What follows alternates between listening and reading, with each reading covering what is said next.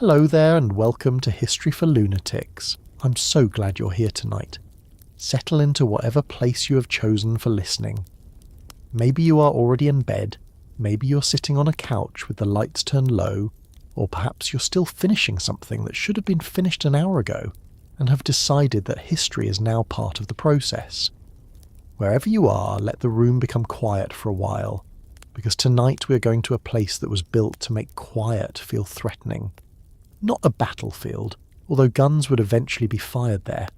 Not a courthouse, although the men sent there had already heard judges pronounce their futures. Not even an ordinary prison with walls, gates, roads, and a town somewhere beyond the fence. We are going to a small island sitting in the cold water of San Francisco Bay, close enough to the city that prisoners could sometimes hear life continuing without them, yet separated from that life by currents, armed guards, steel, concrete, and the reputation of a place that Americans came to know simply as the Rock. The name Alcatraz does not need much introduction. Even people who know almost nothing about American prison history usually recognize it. They picture narrow cells, damp corridors, fog surrounding the island, famous gangsters staring through bars, and desperate men tying homemade rafts together, while guards patrol somewhere overhead. Movies have helped with that image. So have novels, newspaper stories, tourist photographs, and decades of rumours repeated so often that they now feel almost as solid as the prison walls themselves. But the real question is not whether Alcatraz was frightening.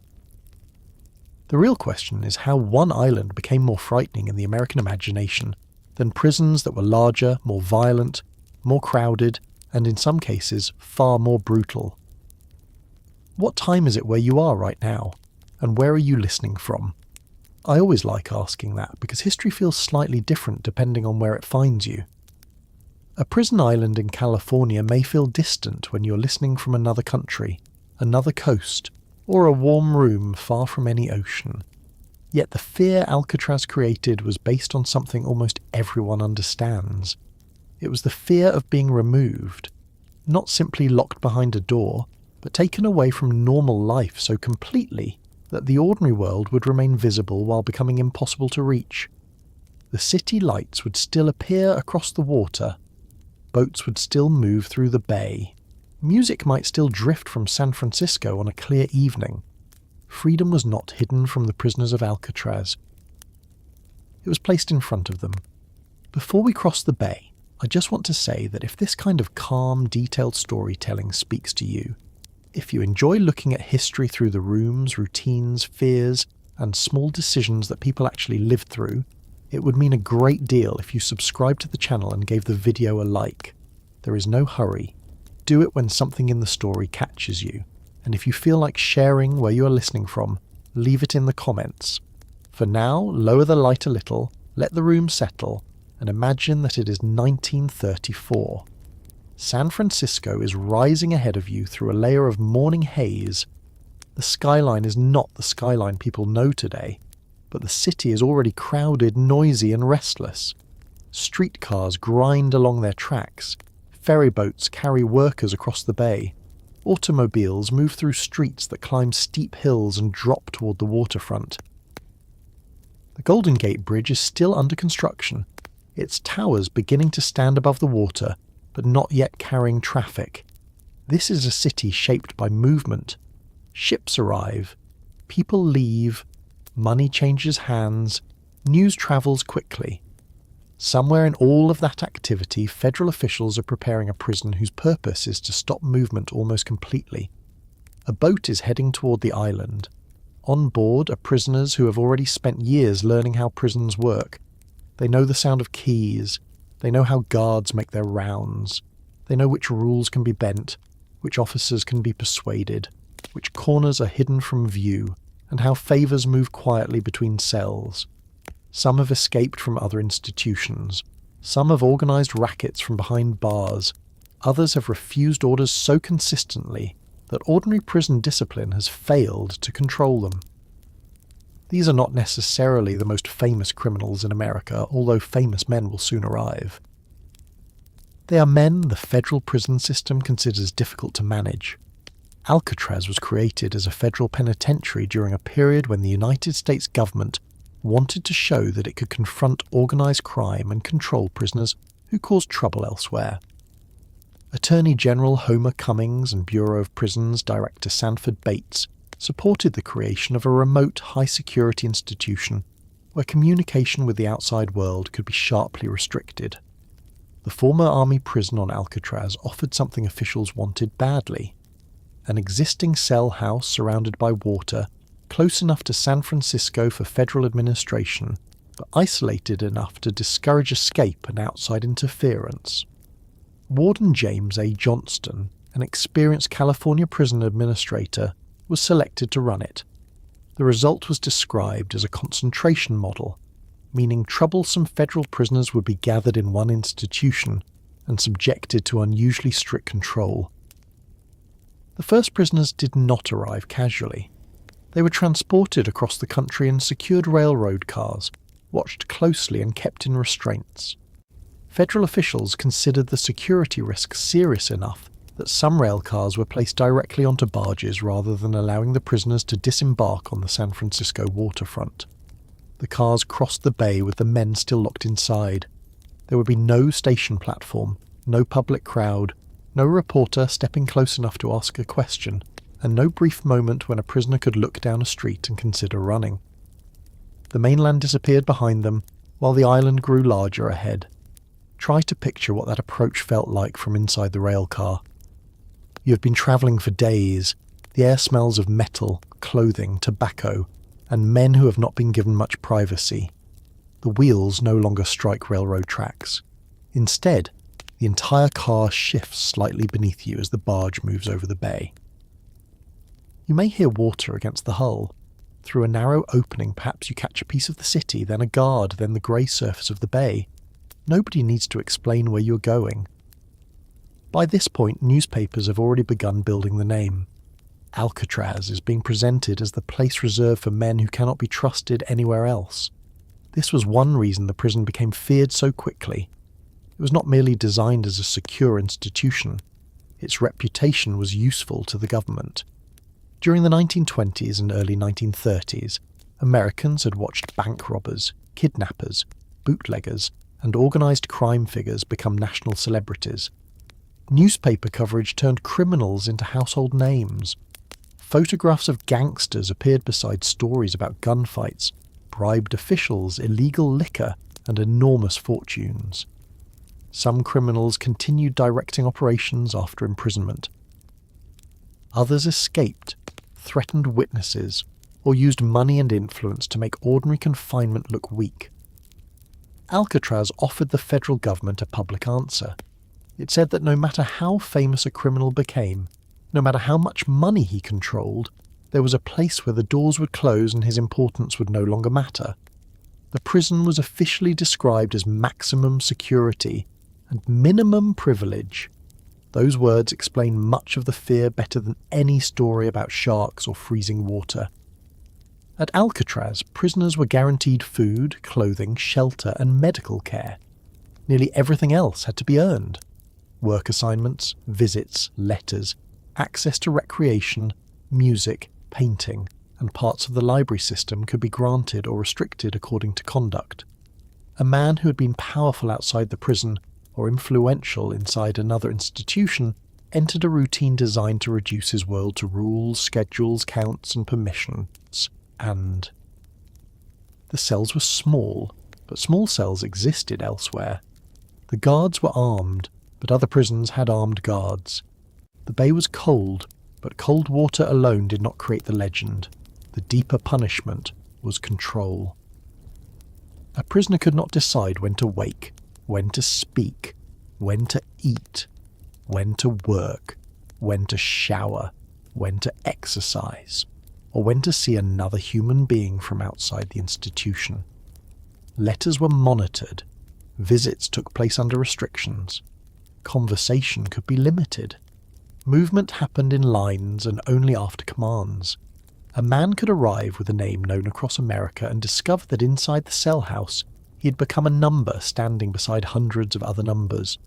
This is where the popular image of Alcatraz sometimes misleads us. The prison did not hold thousands upon thousands of men packed into enormous cell blocks. Its average population was only around 260 to 275 prisoners, and it never reached its stated capacity of 336. At any given time, it held less than 1% of the federal prison population. Every prisoner had his own cell, a condition some men actually preferred to crowded institutions where theft, assault, and intimidation from other prisoners were constant risks. A few inmates even requested transfers to Alcatraz. The food was generally considered good by prison standards, the institution was kept orderly, and the individual cells gave men a degree of physical separation they might not receive elsewhere. The Federal Bureau of Prisons has acknowledged that Alcatraz was not exactly the torture island later depicted in sensational books and films.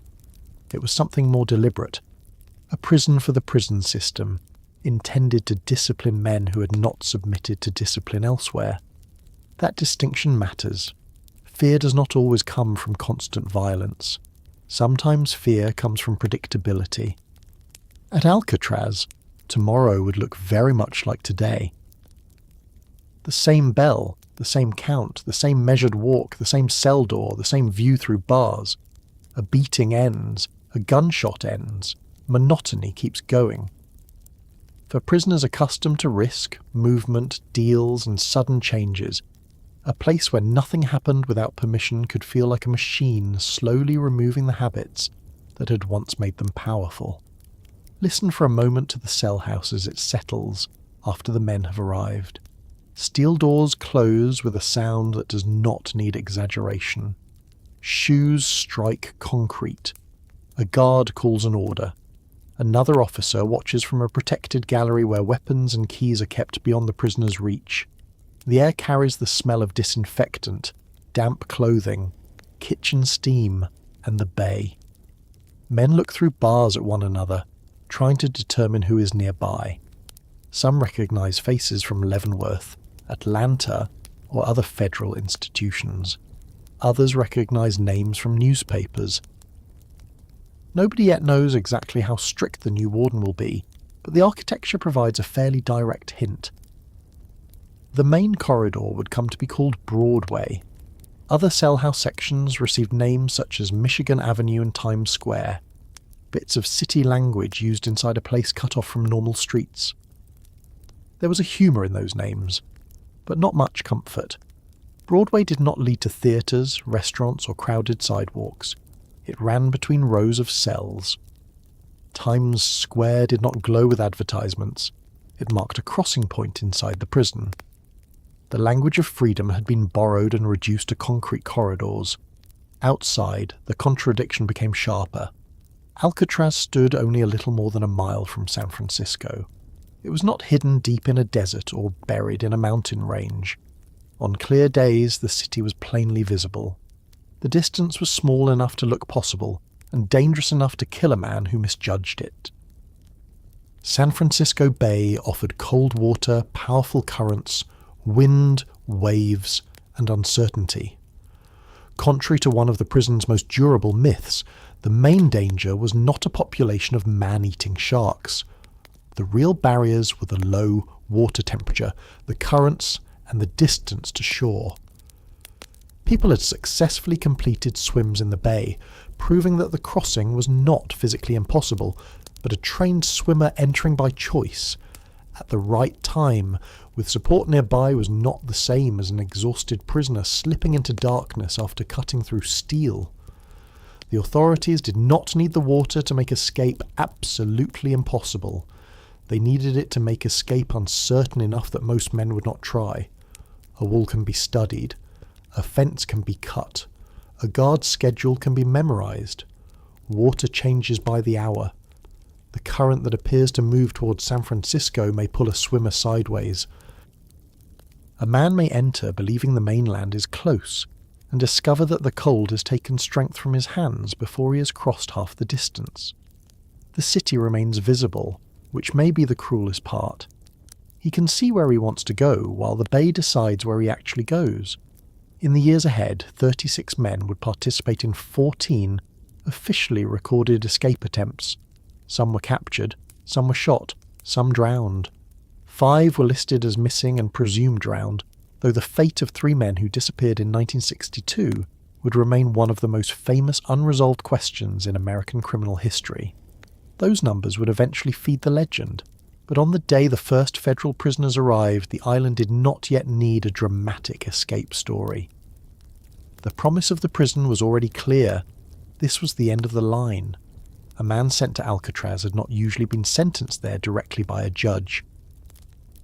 He was transferred there because federal officials had decided that his behaviour, influence, violence, or escape risk made him unsuitable for another institution. That detail changed the meaning of arrival. A sentence might say 10 years, 20 years, or life, but Alcatraz was an additional judgment. It said that even among prisoners, this man had been marked as a problem. He had failed elsewhere, resisted elsewhere, escaped elsewhere, or frightened officials enough that they wanted an ocean channel between him and the rest of the country.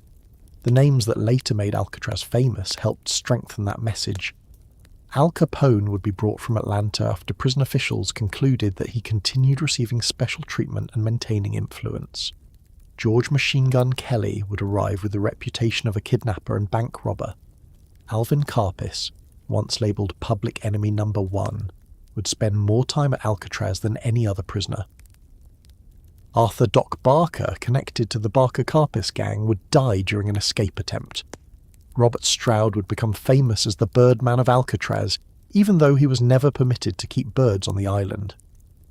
These men did not create the prison system, but their names gave the public characters to place inside it. Yet most prisoners were not celebrities. Most had no nickname that sold newspapers. They were bank robbers, murderers, kidnappers, counterfeiters, escape risks, and men with records of serious disciplinary trouble. Some were violent, some were persistent rule breakers, some were simply judged impossible to control in less restrictive surroundings. Their anonymity is important because daily life at Alcatraz was not experienced as a series of famous scenes. It was experienced through thousands of ordinary prison mornings, waking before you wanted to wake, folding bedding, standing for count, eating under observation, waiting for a door to open, returning to a cell. Listening to another man cough somewhere down the corridor, hearing the foghorn outside and knowing that ships were moving through the bay while you remained exactly where you had been. For the officers and their families, the island was also home. Guards lived there with wives and children in residences separated from the cell house. Children grew up taking boats to school in San Francisco. Families held gatherings, maintained gardens, and looked across the same water that prisoners studied from behind bars. This is another part of Alcatraz that movies often flatten. The island was not occupied only by desperate inmates and stern men carrying rifles. It contained apartments, kitchens, laundry, maintenance crews, medical workers, clerks, children's voices, and the ordinary complaints of families living in an inconvenient place. A guard might finish a shift among locked cells and return to dinner with his family only a short walk away. His child might play outside while some of the most closely watched prisoners in America sat inside the cell house above them. That closeness required constant attention. Weapons were kept in secured galleries so prisoners could not seize them easily. Keys were controlled with extraordinary care. Tools had to be counted. Prisoners were searched. Doors were opened in sequence. Officers watched not only for sudden attacks, but for small changes in routine. A missing spoon, a damaged bar, a piece of wire, or a prisoner standing where he did not usually stand could signal preparation. The island itself provided an outer barrier, but Alcatraz depended on human beings noticing details. The public rarely saw those details. What the public saw was a name and a headline. Capone sent to Alcatraz. Kelly on the Rock. Escape attempt fails. Battle rages in prison. Each story added another layer. Before long, the island seemed less like a government institution and more like a final destination created specifically for American criminals who had become too dangerous, too clever, or too famous for anywhere else. The fear reached beyond the men who were actually sent there. Alcatraz became a warning used throughout the federal prison system. Behave, follow orders, stop planning trouble, or you may be transferred to the island. The possibility mattered because Alcatraz was designed around separation from the informal prison networks that allowed certain inmates to retain status. A man who controlled favours in one penitentiary might arrive on the Rock and find that his contacts were useless. A man accustomed to frequent letters might lose correspondence privileges. A man who believed his reputation guaranteed respect might be placed in a cell beside someone who had an equally impressive reputation and just as little freedom. Warden Johnston understood the importance of order. He did not want Alcatraz to become an uncontrolled dungeon where guards relied only on beatings and fear. He wanted a system whose authority appeared complete. Rules were written, movements scheduled, privileges earned, and violations punished. Silence was enforced more strictly in the prison's early years, though the exact practice changed over time. Men could speak in certain work and recreation settings, but uncontrolled communication was discouraged because communication allowed alliances, rackets, intimidation, and escape plans to grow. The prison sought to control not only bodies, but connections between bodies. Imagine the first evening after arrival. A prisoner sits on the edge of a narrow bed. This cell contains a toilet, a sink, a small table or shelf, blankets, and very little that belongs personally to him.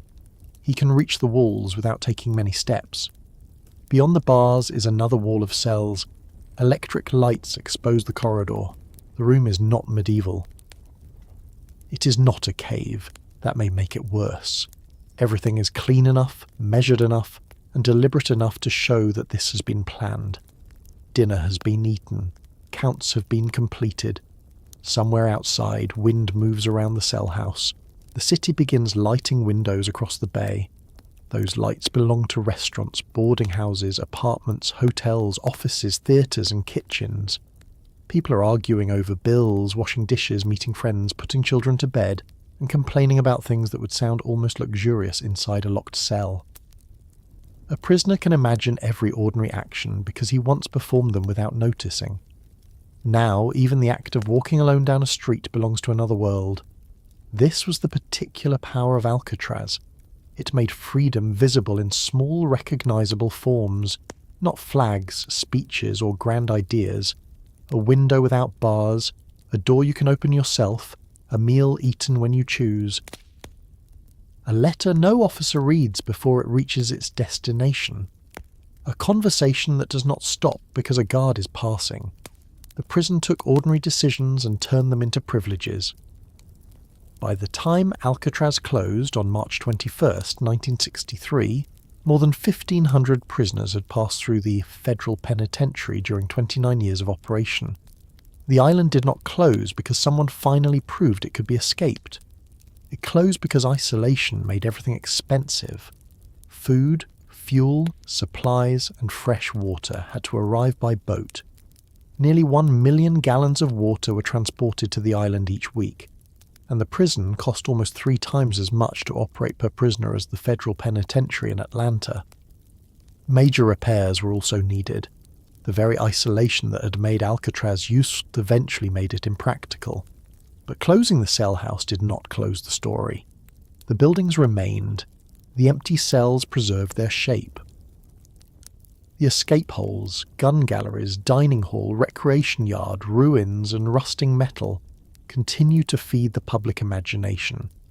Alcatraz later became the site of an important Native American occupation from 1969 to 1971, and in 1973 it opened to the public as part of the Golden Gate National Recreation Area. The island had been a military fortress, a military prison, a federal penitentiary, a place of protest, and finally a historic site visited by people who willingly stood in line to enter cells that earlier generations had dreamed of leaving. That may be the strangest turn in the entire story. Men once crossed the bay in restraints, looking toward the island with dread. Today visitors cross with cameras, tickets, jackets, and perhaps a snack they bought near the pier. They step through the cell house, listen to recorded voices, photograph the bars, and look towards San Francisco. The physical distance has not changed. The water remains cold. Fog still moves across the bay. What has changed is the door. Visitors know that when they have finished looking, they will walk back to the dock, board a boat, and leave. The prisoners did not have that certainty. For them, Alcatraz was not a legend, a film location, or an interesting way to spend an afternoon. It was a timetable with no convenient ending. It was years measured by counts, meals, work assignments, letters, punishments, and the possibility of earning a transfer back to another prison. It was also the knowledge that the government had chosen this island specifically because ordinary walls were no longer considered enough. And yet the federal penitentiary did not appear from nowhere in 1934.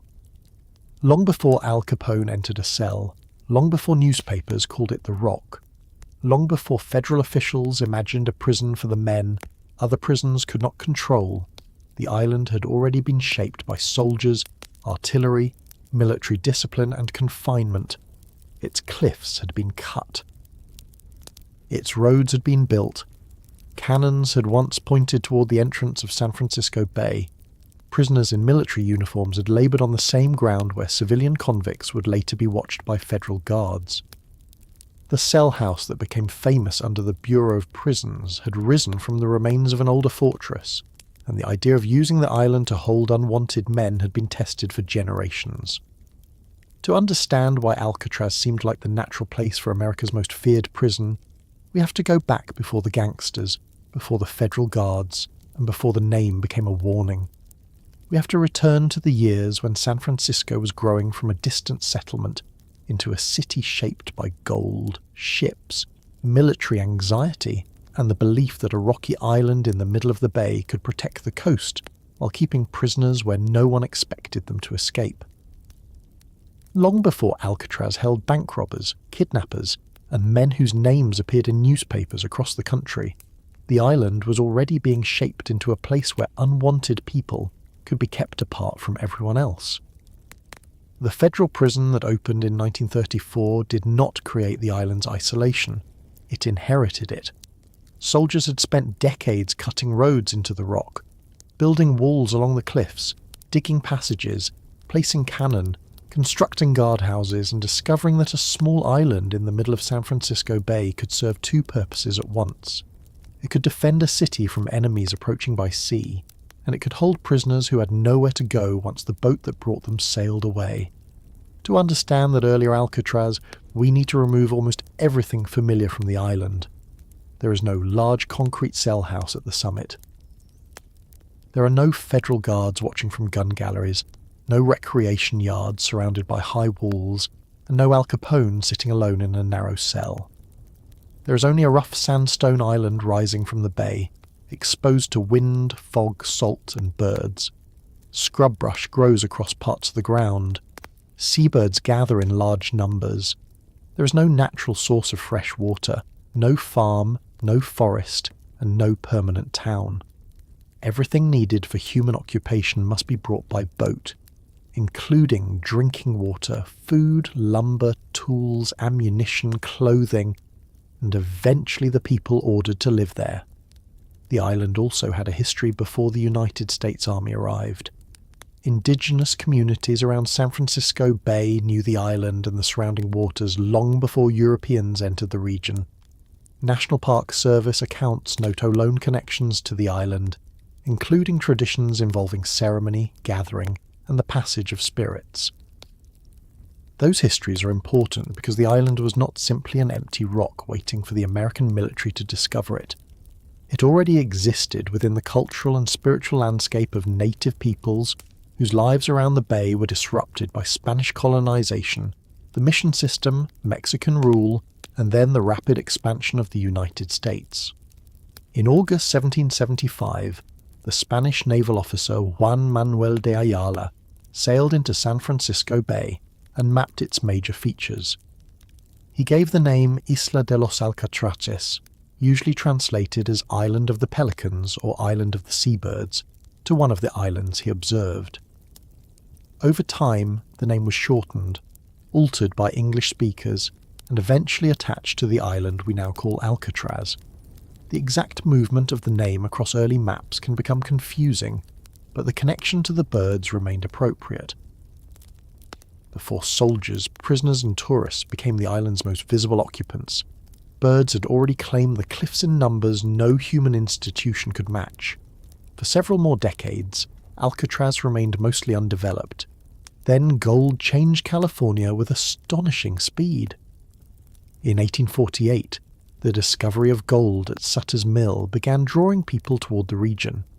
San Francisco, which had been a small settlement, grew into a crowded port filled with miners, merchants, sailors, labourers, gamblers, speculators, and people who understood that every new arrival needed food, lodging, clothing, tools, transportation, and entertainment. The population expanded so quickly that streets, laws, housing, and public services struggled to keep up. Ships crowded the harbour, and the entrance to the bay suddenly became one of the most important points on the Pacific coast. The United States government looked at that harbour and saw vulnerability. San Francisco was becoming rich, strategically valuable, and difficult to defend. A hostile warship that entered through the Golden Gate could threaten the city, its shipping and military facilities. Army engineers proposed a triangle of defences involving Fort Point near the entrance to the bay, Lime Point on the opposite shore, and Alcatraz farther inside the harbour. The Lime Point project was delayed and never developed as originally planned because the government and the property owner could not agree on a price. Alcatraz, however, already belonged to the federal government and stood directly where an enemy ship would have difficulty ignoring it. An Army engineering board described the island's value plainly in 1852. A vessel heading towards San Francisco would have to pass close enough for guns on Alcatraz to fire upon it. The island's position in the inner harbour allowed artillery to cover water between Angel Island, San Francisco, and the entrance to the bay. This was not yet the age of aircraft, guided missiles, or long-range naval guns. Harbour defence depended on placing heavy cannon where ships would be forced to come within range. Alcatraz seemed almost purpose-built for the task.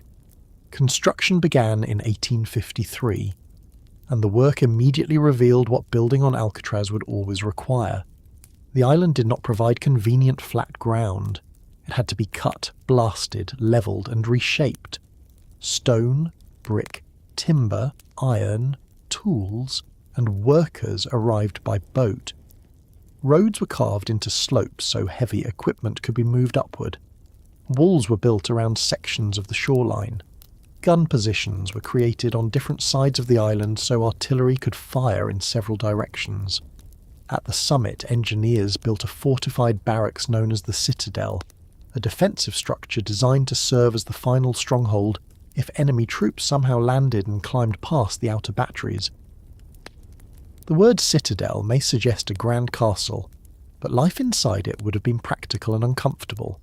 Soldiers needed sleeping quarters, storage rooms, kitchens, water tanks, ammunition magazines, and places where officers could conduct the ordinary paperwork of military life. The island was damp, windy, and dependent on deliveries. A delayed boat was not merely an inconvenience. It meant that food, mail, replacement equipment, or fresh water might not arrive when expected. The same water that protected the island from attack also made every routine task more complicated. In 1854, the first lighthouse on the Pacific coast began operating on Alcatraz. Its purpose was very different from that of the guns, but equally connected to the rapid growth of shipping. Vessels entering the bay needed a reliable guide, particularly in fog and darkness. The lighthouse keeper and military garrison now shared an island where one group was trying to help ships enter safely, while another was preparing to fire upon ships if war ever came. That combination tells us something about the bay in the middle of the 19th century. It was both a commercial gateway and a military concern. By 1860, the fort had been developed into a formidable-looking position. 75 heavy guns were mounted around the island, and a strong defensive barracks stood above them.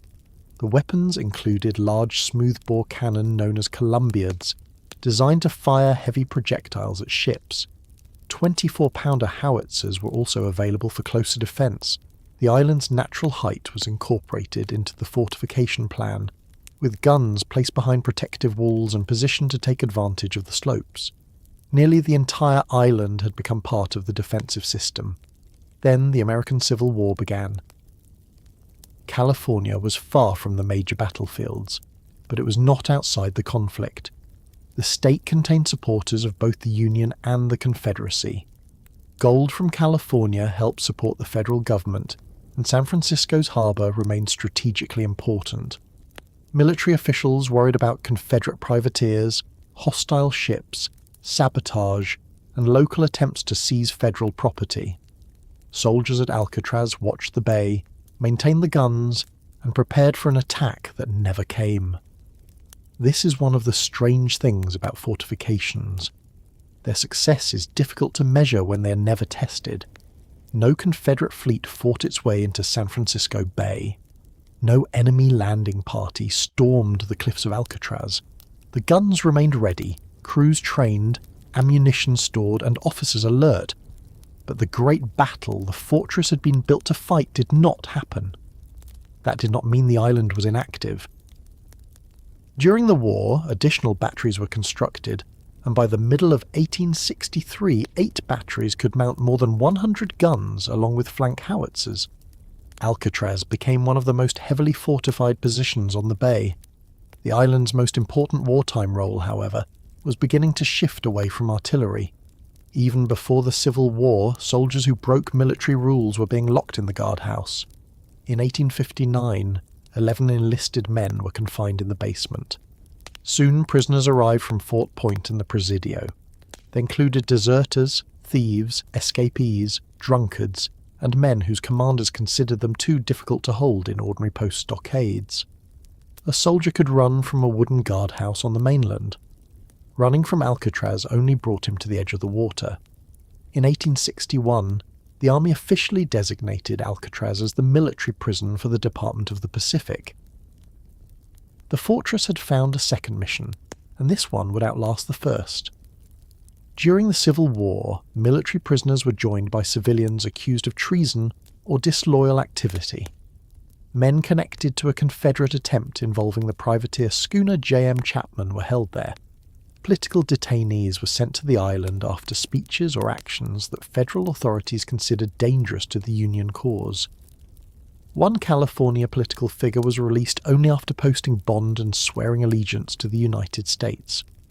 Alcatraz had not yet become a federal penitentiary, but the pattern was already recognizable.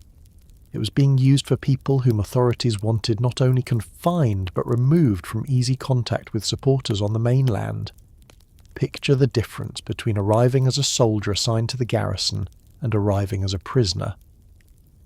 Both men crossed the same water.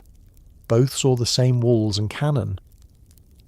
One stepped onto the dock knowing he would carry a weapon, receive orders, perform guard duty, and perhaps leave when his assignment ended. The other stepped onto the dock under guard, probably carrying very little, knowing that the island itself was now part of his punishment. The early prison facilities were not designed for the growing number of men. Guardhouse rooms filled quickly. In 1863, the Army built a temporary wooden prison north of the guardhouse. It was later replaced by a collection of connected buildings known as the Lower Prison. Throughout much of the late 19th century, this complex held an average of around 100 prisoners. It was smaller than the penitentiary that would later become famous. But the basic features of Alcatraz confinement were already present. Limited transportation, constant military authority, labour under supervision, and water in every direction. Prison labour became essential to the island. Men excavated rock, constructed buildings, repaired fortifications, maintained roads, and performed work that would otherwise have required hired labour brought from San Francisco. Some prisoners were taken by boat to nearby military posts for daily work details. Others, considered less trustworthy, remained on the island and received simple indoor assignments or spent longer periods confined to cells. Prison clothing marked them clearly. Obsolete military uniforms were stamped or painted with a large letter P on shirts, jackets and hats, so that no one would mistake a prisoner for an ordinary soldier. There is an uncomfortable efficiency in this arrangement. The army needed the island rebuilt and maintained. The prisoners needed to be punished and kept occupied. The result was a labour force that helped create stronger walls, better roads, and additional facilities for its own confinement. Every stone moved and every slope cut made Alcatraz more usable as a prison. The work also changed the island's appearance. The natural slopes were gradually reduced, reinforced or covered by military construction. Cliffs were cut back, stone was moved, parade grounds were levelled, tunnels and ammunition spaces were dug into fortified positions. Even projects designed for harbour defence contributed to the later prison. The army was teaching itself how to move people, supplies and guards around a difficult landscape while making escape increasingly complicated. After the Civil War, advances in weapons technology began making the original fort obsolete. Smoothbore cannon could not compete with newer rifled artillery, which had greater range, accuracy and power. Masonry forts that had once seemed strong could be damaged by modern projectiles. The army tried to modernise Alcatraz by altering batteries, thickening defences, cutting down parts of the island, and creating lower earthworks that could better withstand enemy fire. Major George Mendel proposed an ambitious redesign in 1870. Rock was excavated, magazines and tunnels were constructed, and earth was placed around gun positions. Much of the complete plan was never finished. The slow decline of the fortress became obvious during a military demonstration for the United States Centennial in 1876. San Francisco residents gathered to watch Army forts and Navy ships fire at targets in the bay, including an old schooner loaded with explosives. The spectacle was supposed to display American military strength. Instead, the aging guns had trouble hitting the vessel. Eventually, an officer had to approach under cover of smoke and ignite the explosives manually. The schooner blew up, but the demonstration had revealed what military planners already suspected. The harbour defences were no longer as impressive as they appeared from a distance. Alcatraz did not lose its value when its cannon became outdated. It simply became more valuable for confinement. The same isolation that made it a useful fortress made it a reliable prison, and prisoners continued arriving from across the West. Some of those prisoners were Native Americans caught in the violent expansion of United States authority. Their presence on Alcatraz exposes a part of the island's history that cannot be treated as a minor footnote. Native men were imprisoned there for resisting federal policies, participating in conflicts with the army, or refusing demands imposed upon their communities. The island became one of many places where the government tried to turn military defeat into forced obedience. In 1873, a Paiute man recorded as Paiute Tom was sent to Alcatraz and was shot by a guard 2 days after arriving. 2 young Modoc men, known in army records as Bronco and Slow Luck, were imprisoned following the Modoc War in northeastern California. Older Modoc leaders were executed, while President Ulysses S. Grant spared the 2 younger men and sent them to Alcatraz. Bronco died from disease on the island. Slow Luck remained for several years before joining other Modoc people who had been exiled to Indian Territory. A Chiricahua Apache leader named Kayatina, associated with Geronimo, was also imprisoned on Alcatraz for 2 years. Army officials later claimed that his confinement had reformed him, using the language of correction to describe what was, in reality, part of a broader campaign to break native resistance. In January 1895, 19 Hopi men were taken from northern Arizona and sent hundreds of miles to Alcatraz. These village leaders had resisted federal land policies and refused to cooperate with the forced removal of Hopi children to government schools. The schools were intended to separate native children from their families, languages, religions, and traditional ways of life. Federal officials presented the program as education and civilization.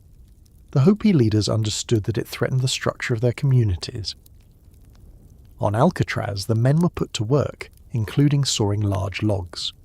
Officials also took some of them to observe San Francisco schools, apparently believing that a tour of classrooms would persuade them to accept the government's plans. A newspaper treated the situation with dismissive humour, writing that the men could see the harmlessness of the multiplication table.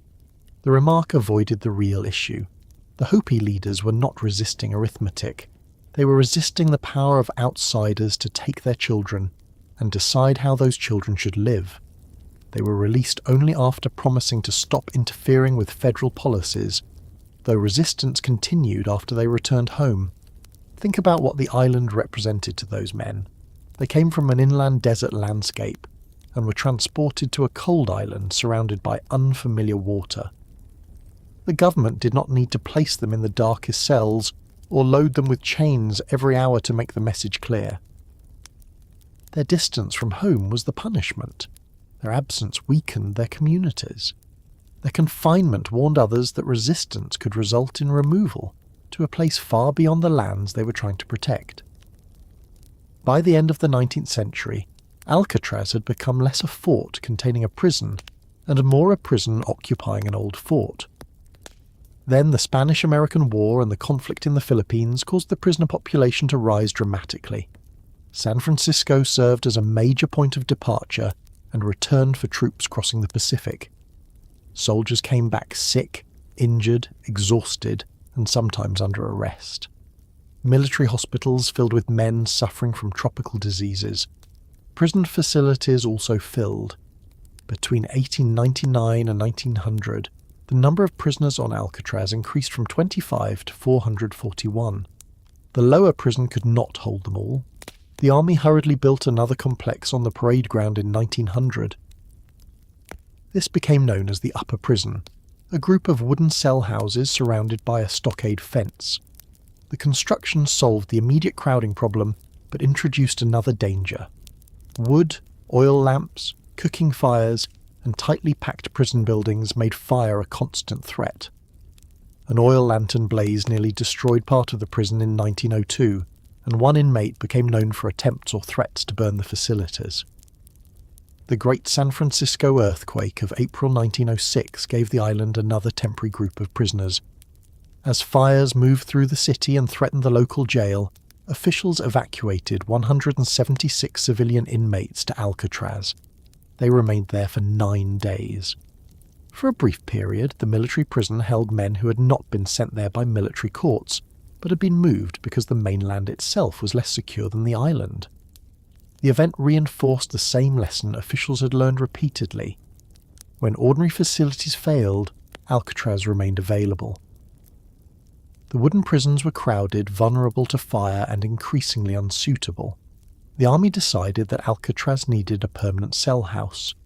In 1907, the post was officially redesignated the Pacific Branch, United States Military Prison, Alcatraz Island. The new name acknowledged what had already happened. Harbour defence was no longer the island's main purpose. Imprisonment was. Major Reuben Turner, an army engineer, supervised an enormous construction program.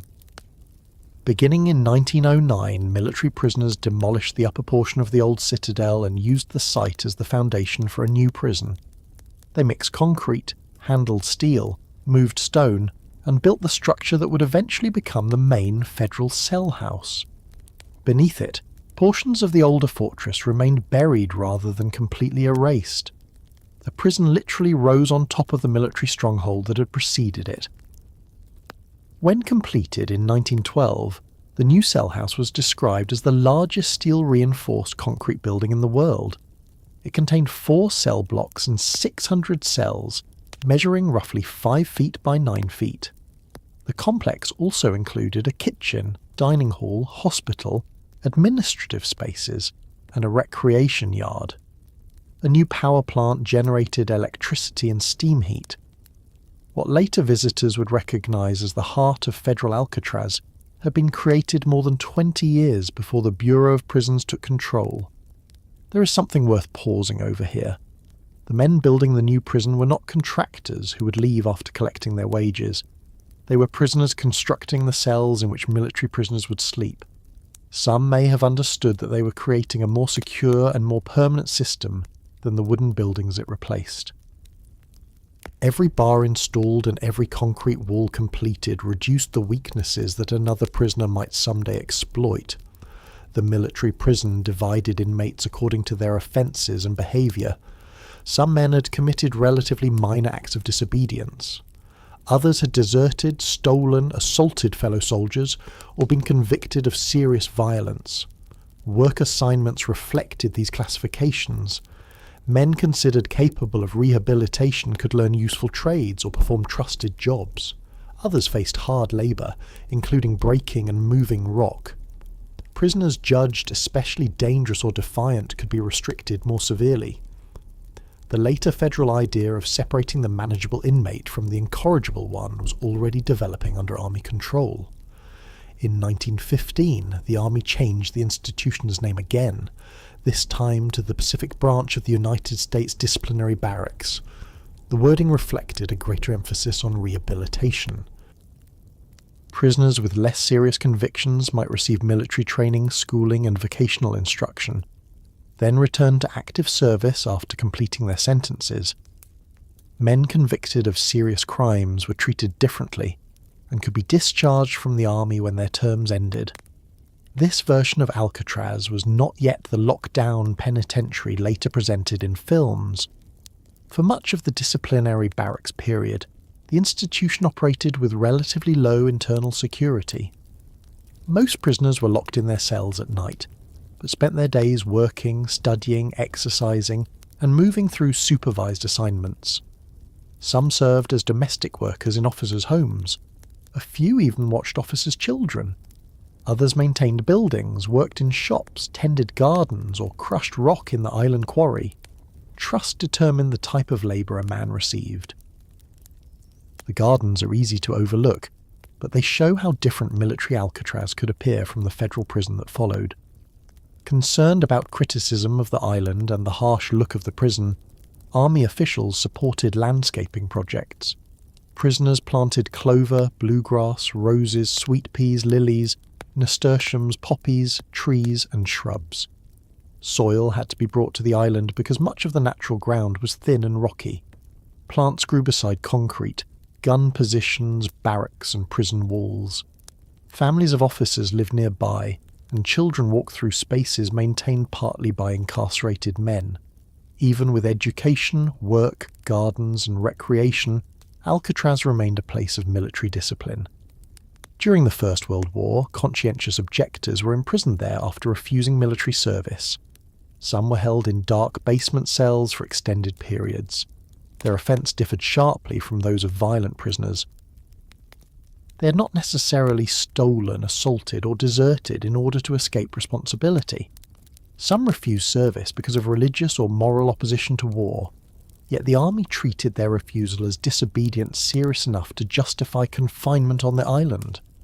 By the 1920s, the island contained nearly everything needed to support a prison community: the cell house, guard facilities, housing, workshops, a hospital, kitchens, a power plant, roads, docks, and systems for receiving supplies. Decades of military use had solved many of the practical problems that would have faced anyone trying to build a prison from the beginning. The water barrier was already proven. The Army had already learned how to control boats, count tools, house guards, employ prisoners, and maintain order in an isolated location. Then the Great Depression forced the federal government to examine costs. Military budgets were reduced, and the Army considered closing the disciplinary barracks. At the same time, the Department of Justice was searching for a place to hold federal prisoners considered especially troublesome, influential, or likely to escape. The island offered a nearly complete answer. It had a massive concrete cell house, a long history of confinement, no bridge, no civilian neighbourhood beside its walls, and a name already associated with military punishment.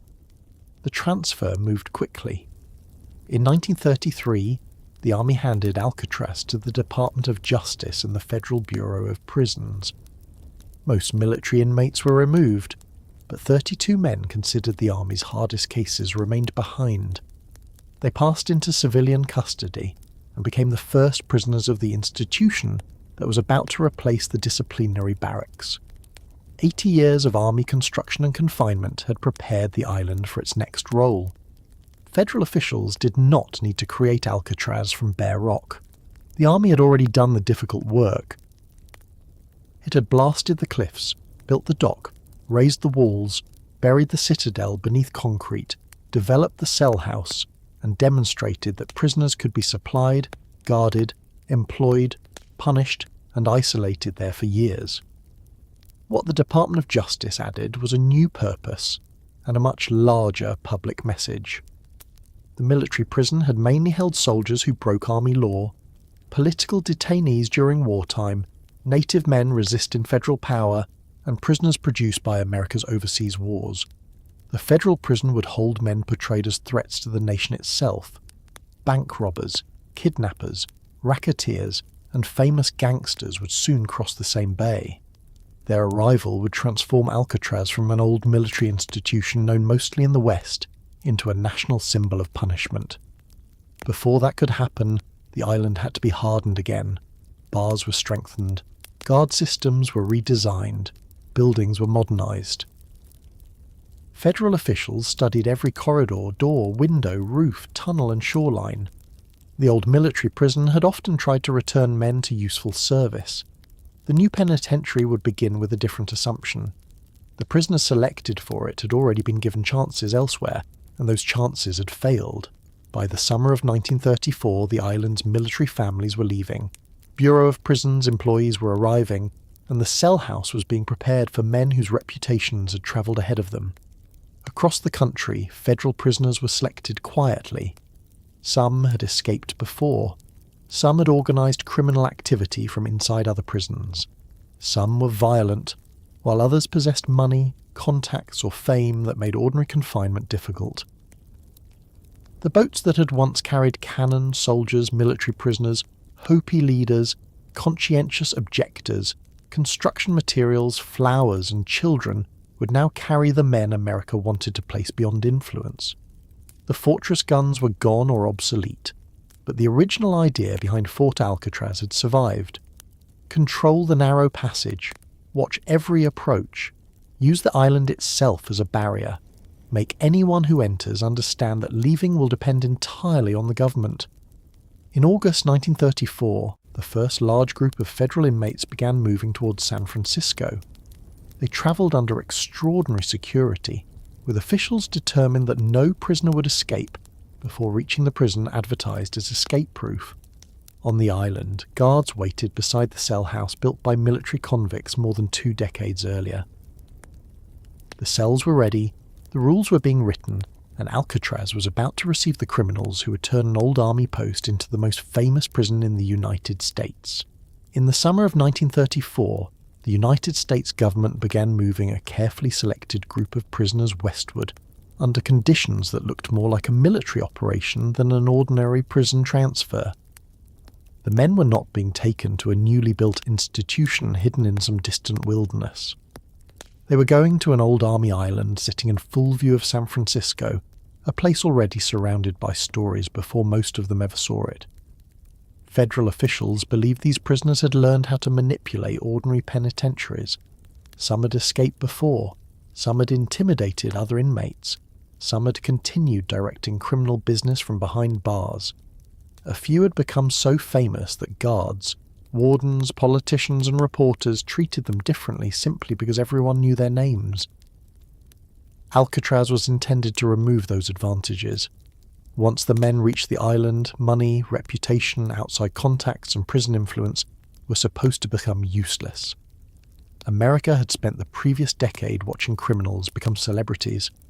Prohibition had created a huge illegal market for alcohol, and the gangs that supplied it grew rich enough to bribe officials, buy weapons, employ killers, and fight openly over territory.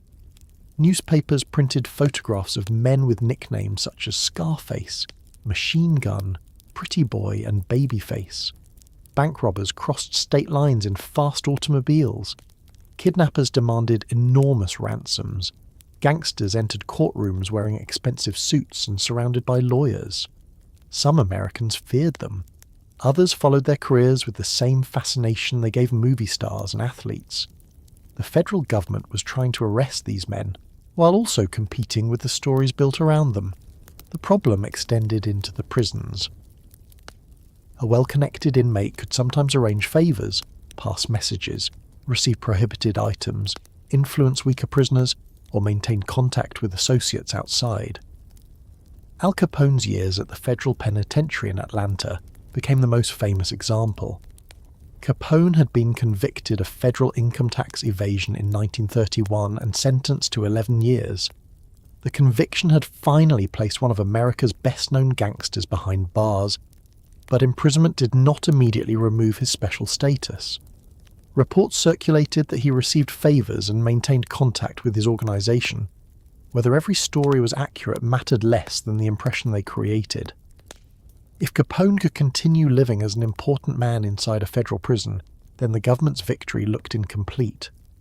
Attorney General Homer Cummings wanted an institution that would make a clear public statement.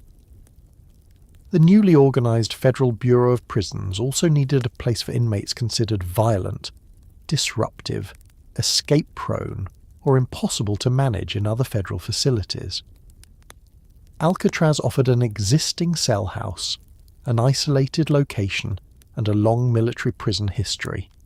The government did not describe it as a warehouse for every violent criminal in the country. It was intended as a highly controlled institution for a small group of men who had caused particular problems elsewhere. The Bureau later summarized the idea plainly. Alcatraz would hold the most violent, disruptive, and escape-prone inmates in the federal system. That distinction affected every decision made during the prison's preparation. Federal officials did not need hundreds of acres, farms, large factory buildings, or room for thousands of prisoners. They needed a limited institution where officers could know each man, monitor his behaviour, restrict his communication, and respond quickly when something changed. The island's isolation helped, but administrators did not trust the bay alone. They examined the old military cell house and began closing the weaknesses created during its less restrictive years. The army had allowed many prisoners to work around the island with a degree of movement that the Bureau of Prisons would never accept for its first federal population. Doors, bars, windows, galleries, and entrances were reinforced. Guard positions were protected so inmates could not easily seize weapons. The entrance through the administration building became a fortified passage where movement could be stopped between secured doors. Gun galleries were installed along the cell house walls, placing armed officers behind steel barriers and beyond the prisoners' reach. Tear gas systems were fitted in sensitive areas, including the dining hall, because officials understood that several hundred men gathered for meals could become dangerous very quickly. The cell doors were connected to control mechanisms that allowed officers to open selected cells in an organised sequence. This reduced the need for a guard to stand directly beside every door with a key in his hand. Keys themselves were treated almost as carefully as weapons. A missing key could become the first step in an escape or hostage plan. Tools used in workshops would be counted before and after work. Knives in the kitchen had to be stored and checked. Windows were covered or strengthened. Guard towers watched the shoreline. Boats approached according to controlled routines. Every ordinary movement was studied for the danger hidden inside it. James A. Johnston was chosen as the first warden. He was not a newcomer who believed that prisoners could be controlled by shouting louder than everyone else. He had already served as warden at San Quentin and Folsom prisons in California, and had experience dealing with large institutions, violent inmates, political pressure, and prison reform. Johnston believed in strict discipline, but he also understood that uncontrolled brutality could make a prison less stable rather than more secure. His approach depended on routines that left little room for uncertainty. The rules would be clear. Officers were expected to follow them. Prisoners were expected to obey them. Punishment would come through the institution rather than through random violence by individual guards. Johnston was a confident man who preferred direct personal authority. He sometimes moved through the prison without surrounding himself with an obvious group of armed protectors. This did not mean he trusted the prisoners or considered the island safe. It meant he wanted them to understand that the administration was not frightened of them. A gangster might have commanded gunmen in Chicago, a bank robber might have escaped from county jails, and an experienced convict might have controlled weaker men in another prison, but none of that would change the way Johnston spoke to him. The governing idea became known as maximum security and minimum privilege. At Alcatraz, a man was entitled to food, clothing, shelter, and medical care. Other things, including work, recreation, correspondence, reading materials, and visits, were privileges that could be earned through obedience. That policy gave the prison a powerful form of control. A man did not need to be beaten to lose something valuable. A letter could be restricted. A visit could be delayed or denied. A work assignment could disappear. Recreation could be reduced. The small comforts that separated one empty day from another depended on conduct. The first people held under the new federal administration were already on the island. When the army transferred Alcatraz to the Department of Justice, 32 military prisoners remained behind and entered federal custody on June 19, 1934. They became the first inmates officially received by the new penitentiary. Frederick White, transferred from the federal prison at McNeil Island, became the first non-military prisoner received on July 13th. The date commonly remembered as the prison's public beginning came on August 11th, when the first group of civilian federal prisoners arrived from other institutions. That transfer included 14 men from McNeil Island. A larger group of 53 prisoners from Atlanta and Lewisburg followed on August 22nd, and among them was Al Capone. The government handled those transfers with unusual care. Prisoners moved across the country in secured railroad cars, restrained and guarded throughout the journey. Officials worried about escape attempts, armed rescue efforts, public crowds, and newspaper attention. Taking famous inmates through a busy San Francisco station and then moving them openly to the waterfront would have created several unnecessary risks. The solution was simple and severe. Rather than unloading the men on the mainland, authorities placed the railroad cars themselves onto barges and towed them across the bay. The prisoners remained locked inside while the city passed nearby and the island came toward them. Imagine being inside one of those cars. For days, the sound beneath you has been the steady striking of steel wheels against rails. You know when the train slows. You feel it when it enters a yard or waits on a siding. Guards speak in low voices. Chains move when someone changes position. There are no curious passengers walking through the car, no station vendors, and no chance to step onto a platform. The government has separated your journey from the ordinary travel. Then the motion changes. The car is no longer moving along a track. It rises and shifts gently with the water. The familiar railroad sound disappears, replaced by the machinery of a tugboat and the movement of the bay against the barge. A man may try to look through whatever narrow view is available. He sees part of the San Francisco waterfront, a passing vessel, grey water, or fog. Perhaps he sees the island before the guards want him to. The prison stands above the shoreline, larger as the barge draws closer. There is no road leading away from it. There is no forest where a fugitive might disappear, and no neighbouring town where civilian clothes could be stolen from a washing line. The only direction back to normal life runs through the water. This kind of arrival was part of the punishment. Most prisons were reached by train, automobile, or guarded wagon. Even when walls were high, the prisoner could understand that roads continued beyond them. Alcatraz required a crossing.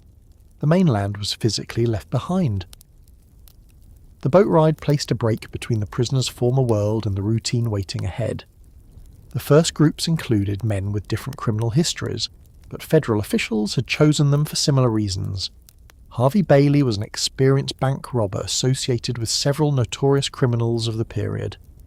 He had escaped from custody before, and was connected to the kidnapping of Oklahoma oilman Charles Urschel. Albert Bates had also been convicted in the Urschel kidnapping. George Machine Gun Kelly, another participant, would arrive at Alcatraz later that year. Kelly's nickname suggested a level of constant violence that newspapers enjoyed, although much of his legend grew through publicity after his arrest. What mattered to prison officials was that the case had involved organised kidnapping, large ransom payments, interstate movement, and criminals willing to use weapons and hide behind networks of associates. Other prisoners had records that attracted less public attention, but caused just as much concern inside institutions. Some were persistent escape risks. Some attacked guards or other inmates. Some organised gambling, extortion or smuggling operations. A few had enough intelligence and patience to make them more dangerous in confinement than men who reacted violently without planning. Alcatraz did not accept voluntary applications. A prisoner could not simply ask a judge to send him there as part of his sentence. He was selected for transfer by federal authorities, usually because of conduct or influence after imprisonment. This gave every arrival an additional meaning. The court had already punished the crime. Alcatraz punished the prisoner's failure to submit afterward.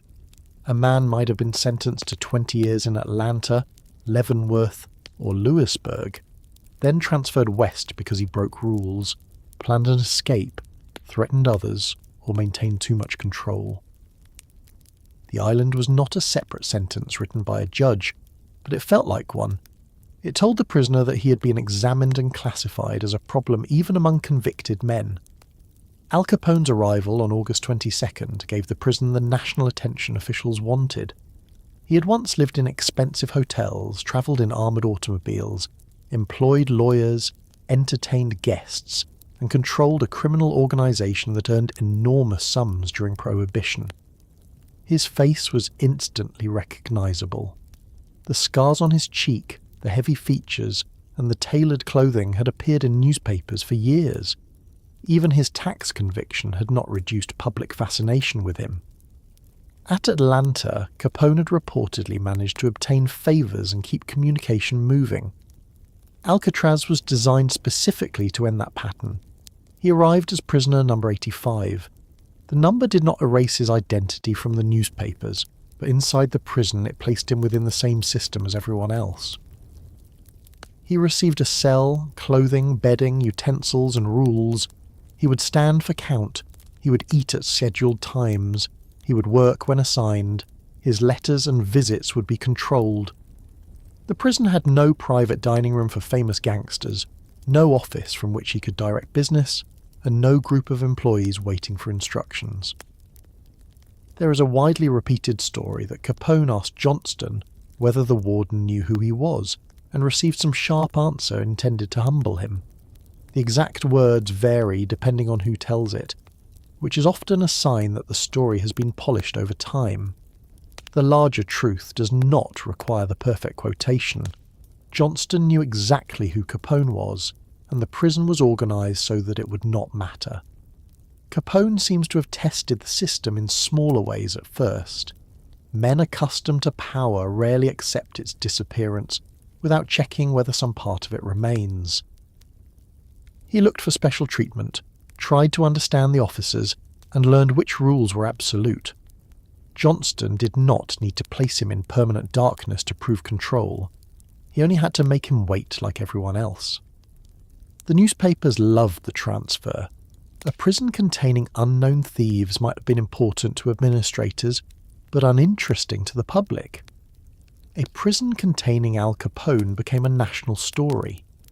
Photographs of the island appeared beside accounts of its cold water, strong currents, reinforced bars, armed guards, and strict silence.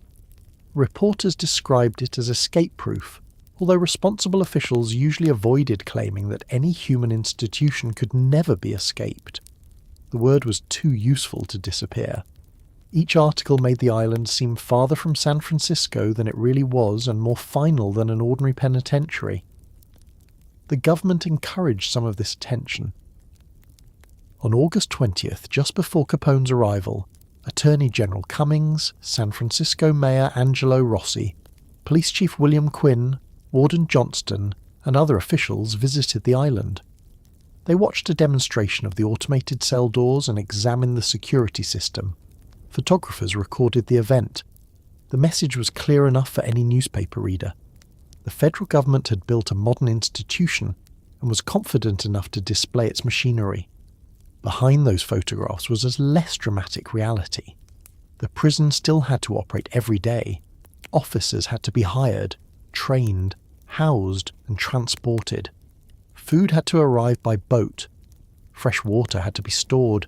The kitchen needed to feed prisoners and staff without allowing knives or other tools to disappear. Medical workers needed supplies. Electric power and steam systems required maintenance. Fog interrupted visibility. Salt air damaged metal. The island's isolation created security, but it also turned simple administrative problems into expensive ones. Correctional officers were selected carefully and paid more than guards at many other institutions because the work demanded constant attention and because many lived on the island with their families. They were expected to notice small irregularities. A prisoner who usually walked with one group but suddenly positioned himself near another might be passing information. A man who saved scraps from a workshop might be making a tool. A loose bar, damaged vent, altered spoon, or missing length of wire could be part of an escape plan that would not become visible for months. The prisoners were processed methodically after arrival. They were searched, identified, photographed, examined, issued clothing, and assigned numbers and cells. Personal possessions were limited. The institution wanted every cell arranged so officers could inspect it quickly. Excess objects created hiding places. Clothing could conceal tools. Paper could carry messages. Even harmless materials became dangerous when a patient man had years to reshape them. The cells were roughly 5 feet wide, 9 feet long, and 7 feet high. Each contained basic fixtures, including a bed, toilet, wash basin, and small shelf or table. One man occupied each cell. This was stricter in some ways than crowded prisons, but it also protected prisoners from cellmates. A man did not have to sleep beside someone who might steal from him, attack him, or demand payment for protection. Alcatraz was harsh, yet not every feature made daily life worse than every other prison. Individual cells, clean clothing, regular meals, medical treatment, and carefully controlled violence could make the institution feel physically safer to some inmates. The punishment came through restriction, monotony, and the loss of nearly every personal decision. Silence was one of the most disputed early policies. The prison did not require total silence at every moment, but unnecessary conversation was heavily restricted. Men could speak under certain conditions, particularly during recreation and some work assignments. Yet communication in the cell house and dining room was limited. The administration believed that unrestricted talk allowed criminal planning, intimidation, and prison rackets to develop. For prisoners, the rule made an already controlled day feel even narrower. Picture breakfast during those first months. Men leave their cells in a precise order after doors open. They form lines and move toward the dining hall under observation. Nobody selects a seat. Nobody lingers in the corridor. The room contains tables filled with prisoners whose names have appeared in police files across the country. Guards watch from protected positions. Tear gas equipment is available if violence spreads. Knives used for meals are counted. The food itself may be better than expected. Johnston understood that bad meals created resentment and unrest. A prisoner who receives enough decent food has one less immediate reason to fight. Men eat quickly, return utensils, and wait for the next order. The silence does not make the room peaceful. It makes every dropped spoon noticeable. After breakfast comes work, cleaning, maintenance, laundry, kitchen duty, or another assigned task. Prison labour is both practical and disciplinary. The island needs constant repair, and the administration wants men occupied. An inmate who follows rules may earn a better assignment. One who refuses may spend more time in his cell. Work is not presented as a right. It is proof that the prisoner has shown enough obedience to receive movement, activity, and perhaps limited conversation. Mail arrives under inspection. Letters leaving the island are read. Letters coming in are examined. A A sentence that seems harmless to a family member may contain a coded instruction. A reference to an old friend may identify a criminal associate. Authorities are especially cautious with men such as Capone, whose organisations once depended on messengers and indirect orders. Every envelope crosses the bay physically, but it must also pass through the prison's control. Visits are uncommon and closely supervised. Families must travel to San Francisco, arrange permission, board a boat, and submit to rules before seeing the prisoner. The conversations are not private. Contact is restricted. The short time allowed makes every ordinary remark feel inadequate. A wife may have spent weeks planning what to say, then find herself discussing health, children, money, and legal problems while an officer listens and the clock continues moving. At night, the cell house changes without becoming quiet. The men are locked behind individual doors. Some read if they have earned access to books. Some write letters. Some lie on their beds and study the small area around them. Pipes sound, toilets flush. Someone coughs repeatedly. Another prisoner calls out and is ordered to stop. The foghorn moves through the darkness at regular intervals. It is not loud enough to hide the knowledge that San Francisco is nearby. On certain evenings, especially around holidays, music from the city could carry across the water. Prisoners later remembered hearing sounds from celebrations, boats, and waterfront activity. The distance was short enough that the outside world did not disappear. That made the isolation more precise. A man could imagine the streets because he could sometimes hear them. The first inmates had no way to know exactly how long they would remain. Alcatraz was not necessarily intended to hold every man until the end of his original sentence. The administration believed that several years of strict discipline might prepare an inmate for transfer back to another prison. Good behaviour could eventually lead away from the island, though there was no simple promise and no date a man could circle with confidence. The uncertainty strengthened the rules. Obedience might help. Defiance almost certainly would not. More famous prisoners followed. George Machine Gun Kelly arrived in September 1934. Others would come during the following years, including Alvin Karpis, Arthur Doc Barker, and men whose escape histories made them especially suitable for the island. Robert Stroud would arrive later and become known to the public as the Birdman of Alcatraz, though his bird-raising years had occurred at Leavenworth, and he kept no birds on the island. Each recognisable name strengthened the impression that Alcatraz held a criminal elite. That impression was only partly accurate. The institution did contain dangerous and highly experienced men, but not every inmate was a national celebrity or criminal mastermind. Many were unknown beyond court records and local newspapers. Some had committed terrible crimes. Some had accumulated long records through repeated offences. Others were transferred mainly because they had become persistent disciplinary problems. The public rarely learned their stories because an unknown prisoner did not make Alcatraz more interesting. Capone did. The prison's reputation grew faster than its population. It never needed to hold thousands of inmates. Its power depended on selectivity. Being sent to Alcatraz meant that the federal government had separated a man from ordinary prisoners. The smaller population allowed closer observation, while the famous names made the institution appear filled entirely with gang leaders, escape artists, killers, and men who could not be trusted near any mainland wall. By the end of 1934, the transformation was complete enough for the public. The former Army disciplinary barracks had become the most discussed federal prison in America. Its true routines were still being tested. Officers were learning the men. Prisoners were testing the officers. Rules that looked perfect on paper were meeting boredom, anger, illness, pride, and the ingenuity of inmates who had spent years studying confinement. Nothing dramatic needed to happen every day. That was the purpose. Alcatraz was supposed to prevent drama by controlling every detail before it became a crisis. A missing tool would be noticed. A conversation would be stopped. A door would open only when the officer in the control station allowed it.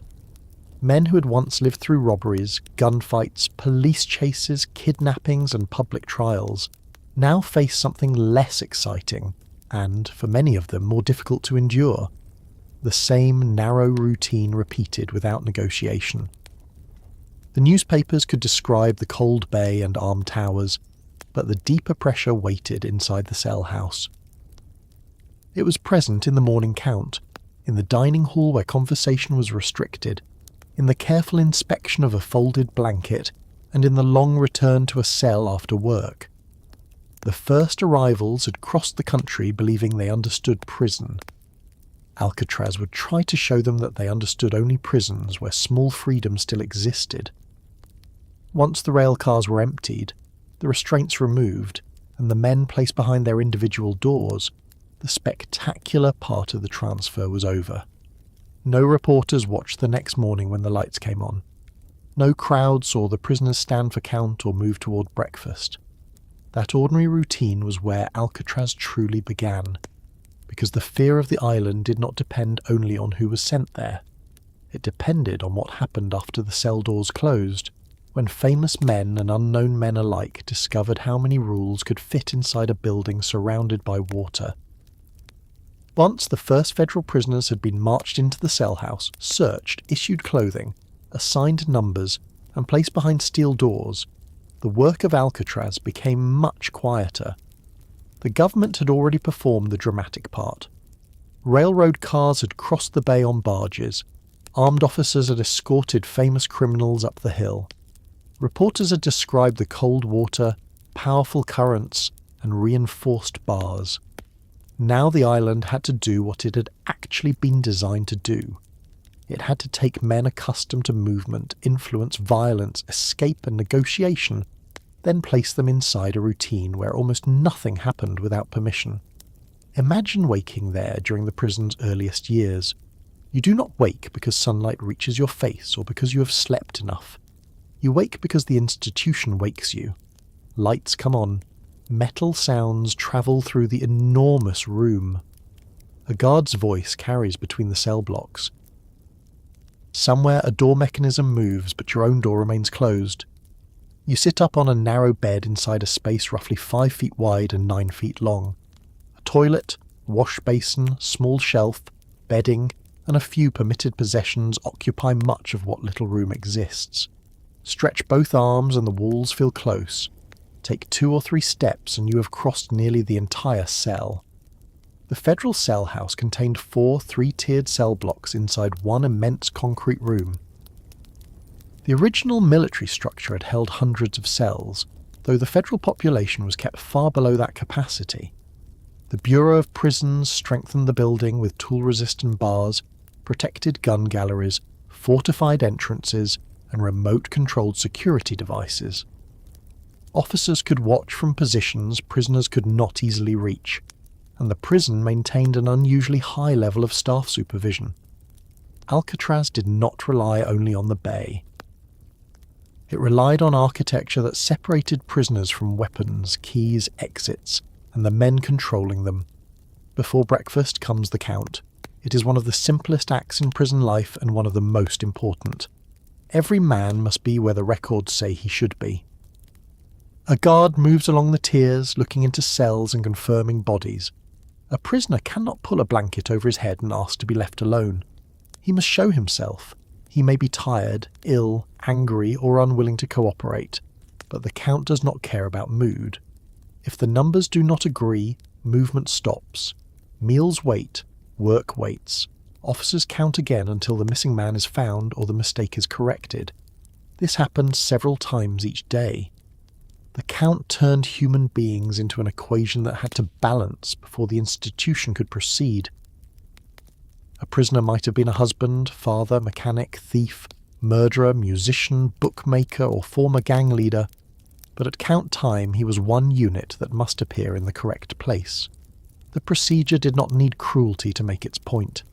It reduced every life in the cell house to presence or absence. Once the morning count was accepted, cell doors could begin opening in sequence. The mechanism itself became part of the prison's identity. The officer in the control position selected the doors to be released.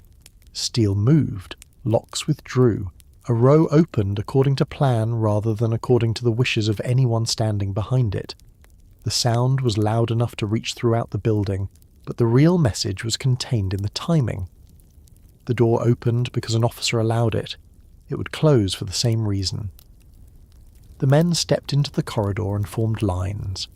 They were expected to maintain their places, keep their hands visible, and move when ordered. There was no wandering toward another cell to finish a conversation, no stopping because someone had forgotten an object, no changing direction without permission. The route to breakfast crossed a building that had been arranged so guards could watch movement from protected positions.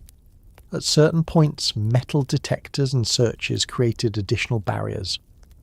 Officers later recalled that inmates working anywhere outside the cell house remained under direct armed supervision, and that prisoners felt watched almost everywhere they turned. The dining hall waited at the north end of the building. Long tables filled the room, and prisoners took assigned places under the eyes of guards. Metal utensils and kitchen knives created risks that did not exist in a cell containing only a bed and wash basin. They had to be counted and controlled. Tear gas dispensers had been installed as part of the prison's security system, because a disturbance during a meal could involve much of the population at once. The dining hall was one of the few places where large numbers of inmates gathered without cell bars separating them. It could appear ordinary for days, months, or years, then become dangerous in seconds. Warden James Johnston understood that food affected order. Meals at Alcatraz were generally sufficient and often described as better than outsiders expected. The prison did not need hungry men adding another grievance to a room filled with metal utensils. Prisoners were usually expected to eat what they took rather than waste it. Coffee was especially valued, and men working near the kitchen sometimes tried to carry small amounts away through methods that range from clever to unpleasant. Former inmate Elliot Meichner later remembered coffee being hidden in dirty mop water because a searching officer might hesitate before putting his hands into the bucket. His account also described prisoners making unauthorized alcohol when they gained access to yeast and other kitchen materials. Even in one of the most controlled prisons in America, men continued searching for tiny ways to possess something that had not been given to them. During Alcatraz's first years as a federal prison, the rule that affected men most deeply may have been the silence policy. It was not absolute at every hour and in every location, despite later stories claiming prisoners were forbidden to speak for years. Before 1940, silence was enforced within the cell house, while conversation was permitted during meals, industrial work, and periods in the recreation yard. That distinction still left enormous portions of the day without ordinary speech. A prisoner could hear footsteps, plumbing, doors, coughs, bells, commands, and the movements of hundreds of men, yet remain unable to begin a casual conversation from his cell. Think about what silence means when it is chosen. A quiet bedroom can be restful. A library can feel peaceful. Sitting alone for an hour may allow the mind to settle. Silence changes when another person imposes it and can punish you for breaking it. Then every word becomes a risk. A man hears someone several cells away mutter a joke and must decide whether to respond. He wants to ask a neighbour about a legal problem, news from home, or a rumour spreading through the prison, but an officer is walking below. Even the most ordinary sentence acquires weight because the right to say it has been removed. The silence policy was intended to prevent intimidation, criminal planning, secret alliances, and the exchange of escape information. Administrators had gathered men known for influencing others and then tried to weaken the connections between them. From the prison's point of view, the reasoning was practical. Conversations could become conspiracies. Friendships could become gangs. A whispered favour could lead to a stolen tool, an assault, or a plan months in preparation. From the prisoner's position, the rule reached far beyond security. It entered the part of daily life where people reassure one another that they still exist. Men developed ways around it. They whispered when doors opened elsewhere and machinery covered the sound. They passed notes, tapped pipes, used gestures, or spoke briefly during permitted periods and tried to carry those conversations in memory through the silent hours. A few words exchanged while walking to work could become the only personal interaction available until the next opportunity. Prisoners who had once commanded rooms full of men learned to communicate without moving their lips. The rule did not remain unchanged. By 1940, the formal cellhouse silence policy was removed, though conversation continued to be regulated and the prison never became relaxed. The early years had already helped create the island's reputation. Men sent to Alcatraz heard stories that they would be denied speech, stripped of privileges, and left to sit with nothing but the sound of steel doors. The accuracy of each rumour mattered less than the fear it produced before arrival. After breakfast, prisoners moved to work assignments if they had earned them. Work was not automatically treated as a right. Under Alcatraz policy, food, clothing, shelter and necessary medical care were guaranteed, while nearly everything else had to be earned through acceptable behaviour. A job provided movement, occupation, limited social contact, and a chance to leave the cell for much of the day. Losing it meant returning to confinement and watching the hours become longer. Men cleaned floors, prepared food, handled laundry, maintained buildings, worked in workshops, moved supplies, repaired equipment, and performed jobs around the island. Others worked in the industries building, where they made items for government use. Good conduct could bring a more desirable assignment, while trouble could cost a prisoner both his job and accumulated credit toward a reduced sentence. The system turned work into a reward and discipline into a form of subtraction. A man might lose not only today's movement, but days he believed had already been earned. The best jobs could make Alcatraz feel briefly unlike the prison described in newspapers. Trusted prisoners sometimes worked in staff residences, prepared meals, made beds, cleaned rooms, carried garbage, delivered supplies, maintained gardens, or performed repairs under guard. Mishana, after spending years in ordinary prison assignments, worked at a warden's residence. He later remembered seeing newspapers, hearing a radio, gardening, caring for a greenhouse, and experiencing a level of normality unavailable inside the cell house. He learned about plants through the work and was sometimes given a seeds with official permission. At night, however, he returned to a cell.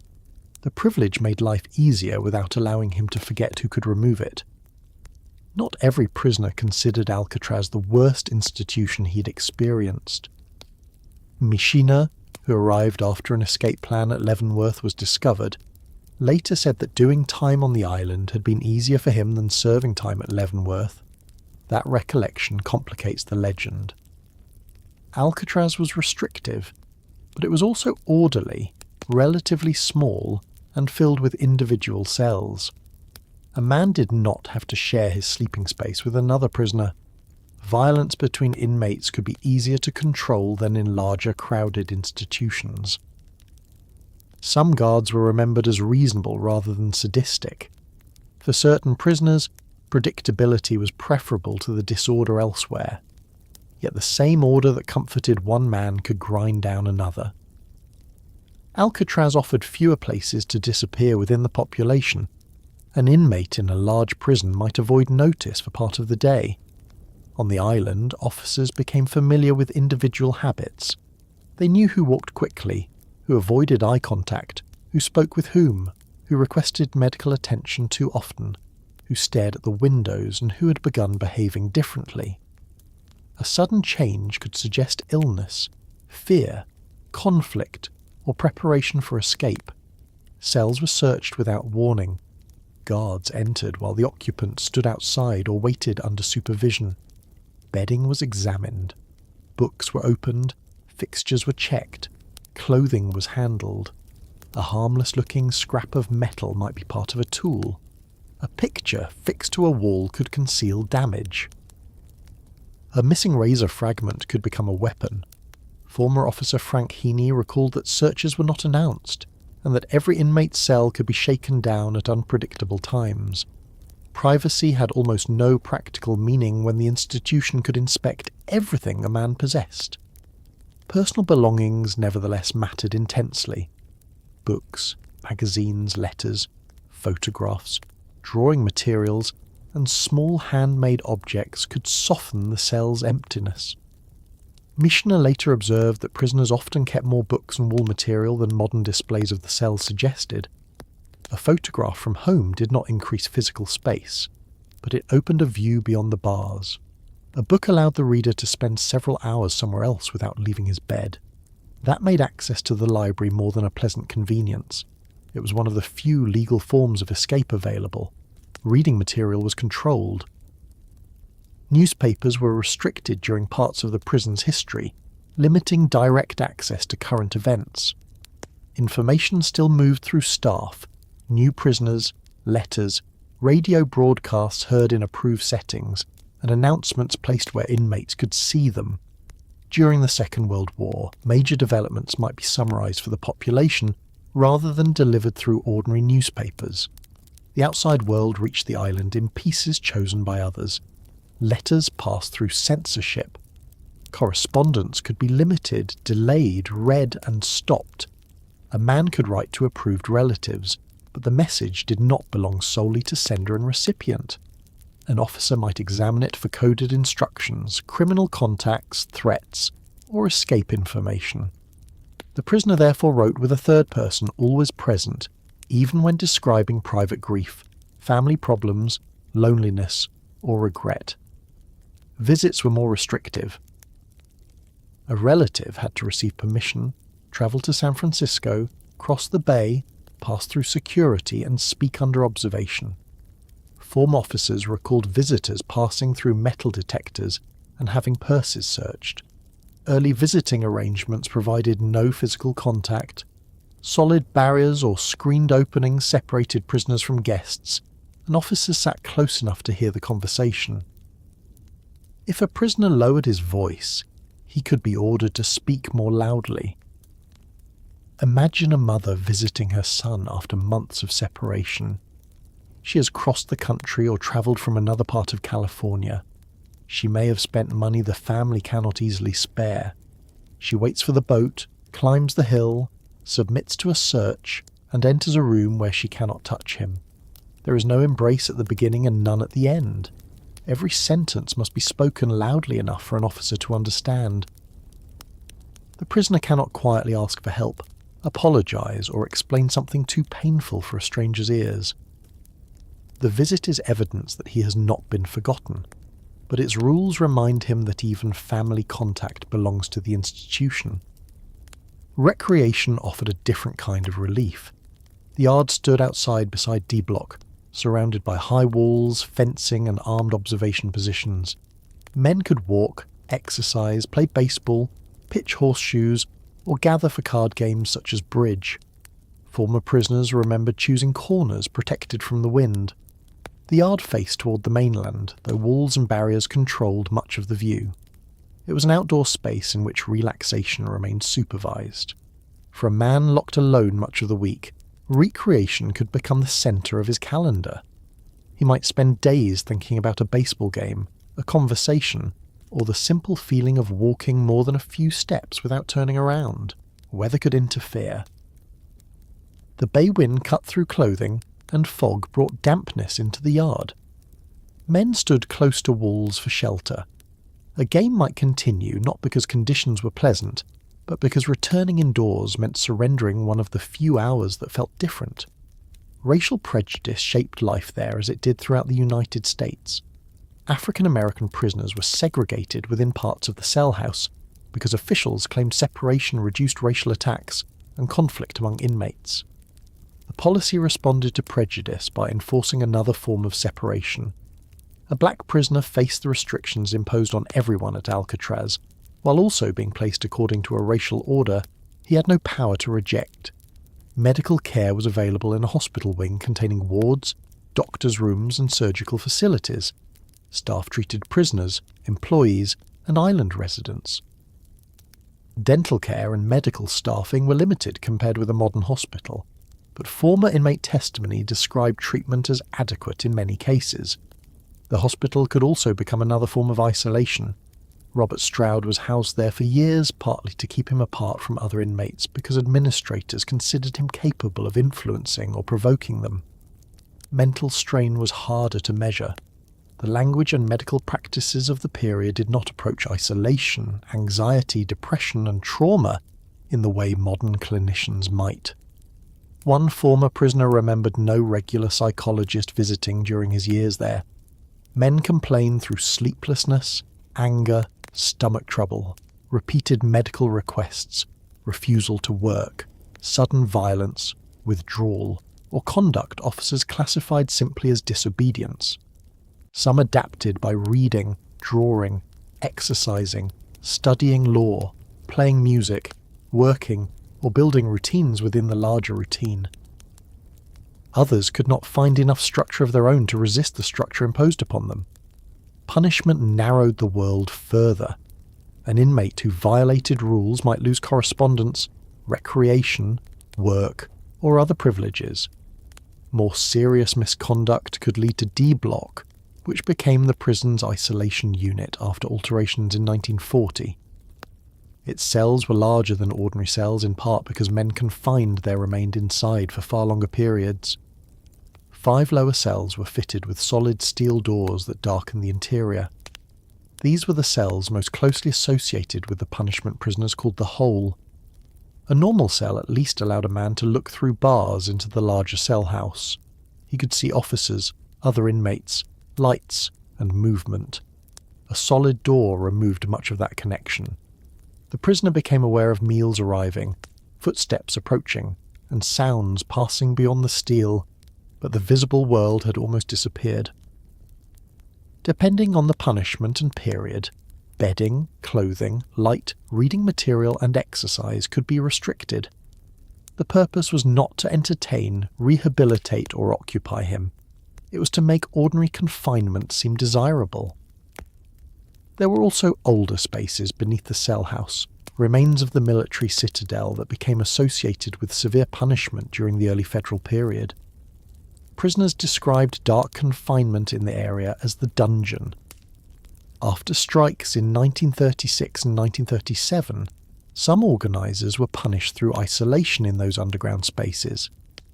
The strikes themselves grew partly from resentment over limited privileges and work policies. They showed that the prison could control movement without automatically creating acceptance. Men who could not escape sometimes resisted by refusing to work. A work stoppage created a difficult contest. Prisoners had few tools for collective protest. They could refuse orders, remain in cells, slow production, or decline meals, but the administration controlled food distribution, movement, communication, and punishment. Organisers risked isolation and the loss of good time credit. The prison could wait longer than most individuals could endure. The government did not need to persuade every man that the rules were fair. It needed enough men to decide that resistance cost more than obedience. This is how Alcatraz wore prisoners down when it succeeded. It did not require constant beatings or dramatic cruelty. It used repetition. A prisoner wanted a job, so he followed the rules. He wanted a letter, so he controlled his temper. He wanted recreation, so he stood quietly during count. He wanted transfer from the island, so he tried to prove that he could live within the system. Each act of obedience was small. Years of those acts could alter the way a man moved, spoke, waited, and responded to authority. Federal officials generally did not intend Alcatraz to be the place from which most men were released directly into society. A prisoner was expected to remain until his conduct showed that he could be transferred to a less restrictive federal institution. The possibility gave good behaviour a distant purpose. He might leave the island, but usually only for another prison. Freedom remained beyond several sets of doors. By evening, the work details returned. Men passed through searches and metal detection points. Tools were counted. Kitchen knives were accounted for. Clothing was examined where necessary. Prisoners moved back into the cell house, ate under supervision, and returned to their assigned doors. Another count confirmed that the institution had recovered everyone it released that morning. Then the doors closed. The building filled with separate lives occurring only a few feet apart. One man read. Another wrote to a wife he had not touched in years. Someone exercised beside his bed, turning whenever he reached the wall. Another stared through the bars and listened for news moving down the tier. A prisoner in D block waited for footsteps outside a solid door. A musician tapped a rhythm against his leg because an instrument was not available. A man who had spent years giving orders now waited for an officer to decide when the lights would change. Outside, San Francisco continued operating. Restaurants served late meals. Streetcars carried people home. Radio music moved through apartments. Families opened doors without asking anyone's permission. From parts of the island, prisoners could sometimes hear hints of that life travelling across the bay. The city was close enough to remain imaginable, and far enough to be unreachable. Among the men sitting behind those doors were prisoners whose public reputations had once seemed larger than the law. Al Capone had controlled an organisation built on money, fear and loyalty. George Kelly had become attached to a nickname that newspapers repeated until the man and the legend were difficult to separate. Others had robbed banks, arranged kidnappings, escaped custody, or directed violence. Inside the cell house, none of those histories opened a door. Their names would make Alcatraz famous, but Alcatraz's rules would change what those names meant. The gangster who had once entered a restaurant surrounded by associates now walked to breakfast in line. The kidnapper whose case filled front pages waited for permission to receive a letter. The gunman who frightened witnesses could be punished for speaking at the wrong time. And as the years passed, the public would begin watching these men almost as closely as the guards did, searching for signs that the Rock had finally reduced America's most notorious criminals to ordinary prisoners. By the middle of the 1930s, Americans no longer imagined Alcatraz as an old military island with a prison hidden inside it. They imagined names: Al Capone, Machine Gun Kelly, Alvin Karpis, Doc Barker, Robert Stroud. The federal government had created the penitentiary to control troublesome inmates, but the public gave the prison a different purpose. Alcatraz became the place where famous criminals were sent when ordinary walls no longer seemed strong enough. The reputation of the island and the reputations of its prisoners grew together until it became difficult to separate them. A gangster looked more dangerous because he had been sent to Alcatraz, and Alcatraz looked more frightening because a gangster was living behind its bars. The best place to begin is with Alphonse Capone, prisoner number 85, because no other inmate did more to make the prison nationally famous during its opening years. Before his arrival, Alcatraz was an experiment in federal discipline. After his arrival, it became a story that appeared in newspapers across the United States. Capone had already become one of the most recognizable criminals in the country. He had been associated with Chicago bootlegging, gambling, prostitution, political corruption, and gang violence during Prohibition. His expensive suits, heavy face, facial scars, public confidence, and willingness to speak with reporters made him appear larger than the criminal organization around him. The public knew him as Scarface, although he disliked the nickname and preferred to present himself as a businessman. Capone's public image had always contained a strange contradiction. He was connected to an organization that used threats and violence, yet he sometimes appeared cheerful and generous in photographs. He gave interviews, he smiled. He attended sporting events and moved through Chicago as though he were an important civic figure, rather than the leader of a criminal empire. During the early years of the Great Depression, a soup kitchen associated with him served meals to unemployed people, adding another useful piece to the image of the gangster who gave something back. None of this erased the fear surrounding his organization, but it made him easier for the public to follow. Capone was not hiding in a remote cabin. He was visible, confident, and apparently convinced that the government would never find a charge strong enough to keep him locked away. Federal prosecutors eventually convicted him of income tax evasion in 1931. It was not the kind of conviction many Americans expected after years of stories about shootings and bootlegging, but it placed him inside the federal prison system with an 11-year sentence.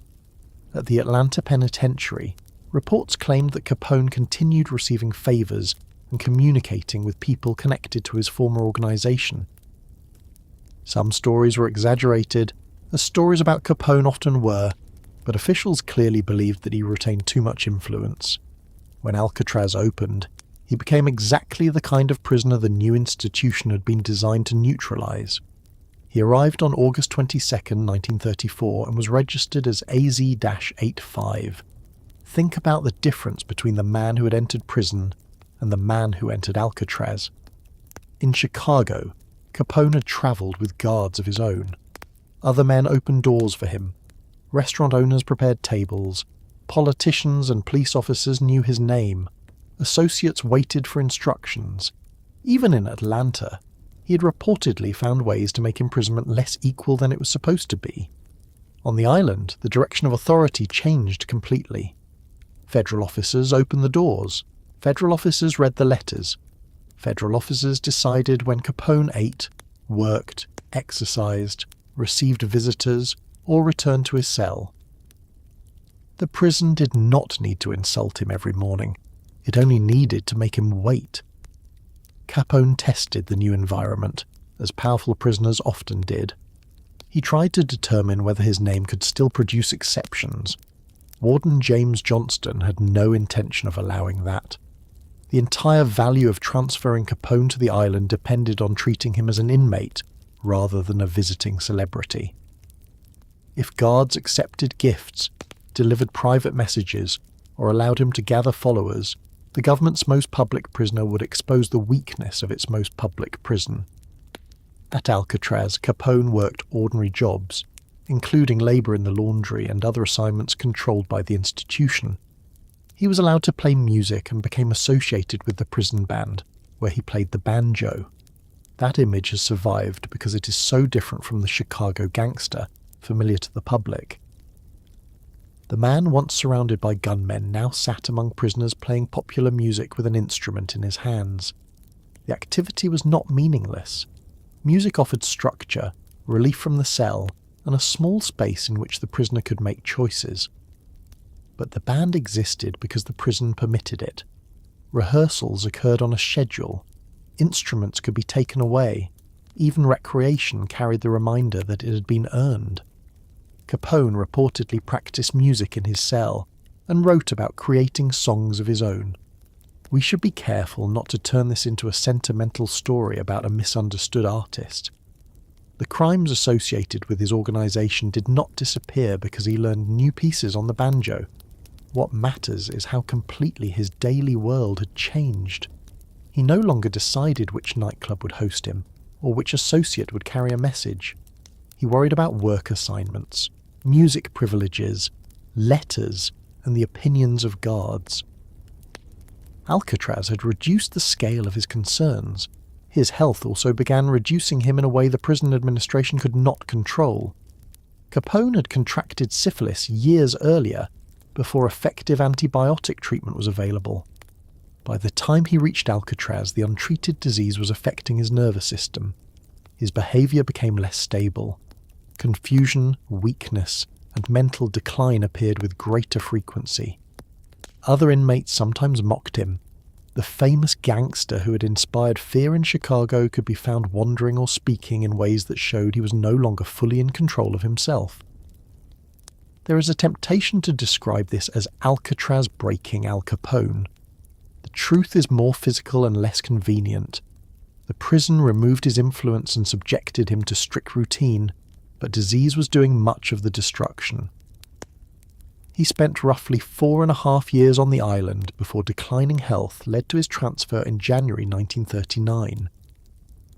His departure did not resemble an escape from the Rock. He left under government control, weakened and unable to recover the authority he once possessed. The public continued remembering the confident gangster of the 1920s, while the man who left Alcatraz was already moving toward the final years of his life. George Kelly arrived with a different kind of reputation. He was known across the country as Machine Gun Kelly, a nickname so effective that it made him sound dangerous before anyone knew the details of his crimes. His real name was George Barnes.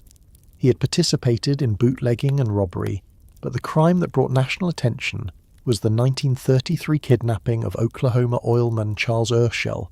The kidnappers demanded and received a ransom of $200,000, an enormous amount during the Great Depression. Urschel remained calm during captivity and carefully noticed sounds, travel time, weather, and other details that later helped investigators identify the location where he had been held. Kelly's arrest became part of the growing legend of federal law enforcement.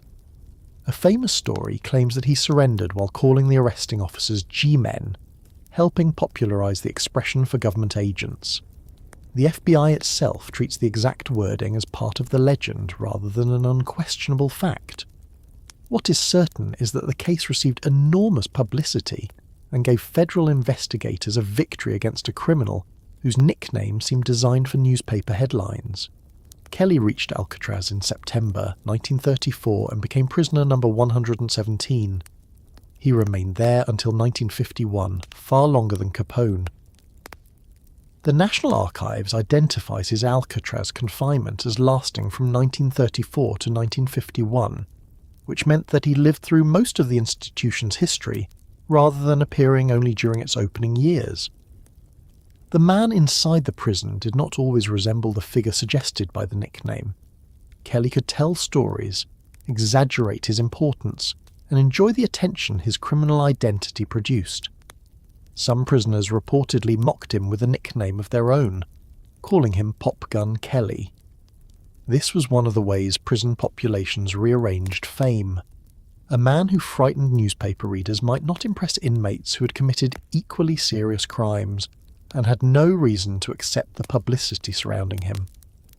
Kelly generally became a manageable prisoner. He worked, followed much of the routine, and spent years waiting. The machine gun in his nickname offered no advantage inside a cell where weapons were locked behind protected galleries. His kidnapping conviction remained serious, and the harm done to Urschel and his family was real, but the daily experience of George Kelly at Alcatraz was not a continuous sequence of violence. It was mostly repetition. Meals, counts, work, recreation, letters, searches, and nights behind steel doors continued year after year. 17 years is difficult to imagine when described only as a number. Consider what it meant in ordinary time. Seasons changed outside the cell house. Administrations changed in Washington. The Golden Gate Bridge opened. The United States entered the Second World War, fought across Europe and the Pacific, celebrated victory, and entered the early years of the Cold War. New music appeared. Cars changed shape. Families grew older. Children became adults. Kelly remained on the island. He could hear news in controlled pieces. New inmates brought information. Letters described family changes, although those letters passed through prison inspection. Officers discussed events. Radio programs were sometimes available under institutional rules. The world did not stop for the prisoners, but they experienced it like weather occurring beyond a sealed window. Alvin Karpis represented another kind of criminal fame. Born in Canada and raised partly in Kansas, he became associated with the Barker Karpis gang, which committed bank robberies, kidnappings, and other crimes across the Midwest. His public nickname was Creepy Karpis, although newspapers and law enforcement publicity often shaped criminal nicknames more successfully than the criminals themselves. He was also identified as public enemy number 1 during the federal campaign against interstate gangsters. Karpis was captured in New Orleans in May 1936. J. Edgar Hoover personally appeared at the arrest, an episode that became important to Hoover's public image, because critics had questioned whether he had participated directly in dangerous field operations. Accounts differed over whether Hoover had truly led the arrest or arrived when Karpis was already surrounded. For the prisoner, the argument changed nothing. He was taken into federal custody, convicted in connection with the kidnapping of brewer William Ham, and sent to Alcatraz. Carpis arrived as prisoner number 325 and remained on the island for more than 25 years, longer than any other federal prisoner held there. His time stretched from 1936 until 1962, nearly the entire life of the penitentiary. When he entered, Franklin Roosevelt was president and much of the world was still struggling through the Depression. When he left, John F. Kennedy was president. Americans watched television in their homes, commercial jets crossed the country, and Alcatraz itself was approaching closure. The Bureau of Prisons lists Carpis among the island's best-known inmates, while federal archival records preserve him as AZ-325 within the same numbered system that recorded hundreds of less famous men. Carpis adapted because adaptation was the only practical skill that could survive 25 years of regulation. He worked in prison industries and learned routines well enough to live within them. He was intelligent, observant, and patient. Those qualities had once helped him avoid police and participate in carefully organised crimes. At Alcatraz, they helped him understand which rules could be endured, which privileges mattered, and when resistance would accomplish nothing. He later wrote about prison life and the men he knew there, contributing to the stories that shaped the island after it closed. His long confinement gave him unusual authority as a witness, but memory is never a perfect record. Prisoners remembered slights, friendships, rumours, and dramatic incidents differently. Still, Carpis provided something government documents rarely contain: the long emotional measurement of time. An administrative file can record a work assignment or disciplinary violation. It cannot easily show what it feels like to watch 25 years pass through the same doors. Arthur Barker, known as Doc Barker, belonged to the same criminal network. The Barker family became famous through bank robberies and kidnappings, and newspapers turned Barker's mother, Kate Barker, into the legendary Ma Barker, supposedly the commanding mind behind the gang.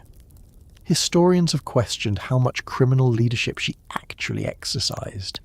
The legend was useful because the image of an elderly mother directing armed sons was too dramatic for newspapers and law enforcement publicity to resist. Doc Barker reached Alcatraz as prisoner number 268. Unlike Carpis, he would not grow old there. In January 1939, Barker and several other prisoners attempted to escape from the cell house. They cut through bars, reached the shoreline, and tried to create flotation devices from pieces of wood and other material. Guards discovered the attempt before the men could disappear into the bay. When they refused orders and continued moving, officers opened fire. Barker was wounded and later died. His death strengthened the prison's reputation more effectively than any government statement could. Alcatraz did not merely hold famous escape artists, it killed one when he tried to leave. The details would be debated, and questions would remain about the warnings given and the force used. But the public message was simple. The water was not the only barrier. Armed officers would defend the island before a prisoner reached it. Robert Stroud became the most famous Alcatraz prisoner who was not primarily known as a gangster. The public called him the Birdman of Alcatraz, a name later fixed in popular memory by books and film. It created an image of a gentle, isolated man caring for birds inside a cell on the island.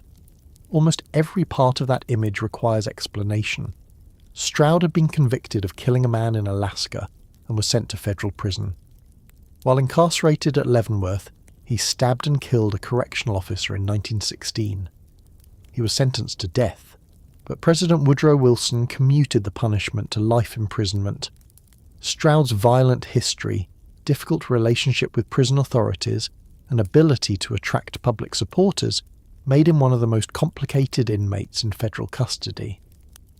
His work with birds began at Leavenworth, not Alcatraz.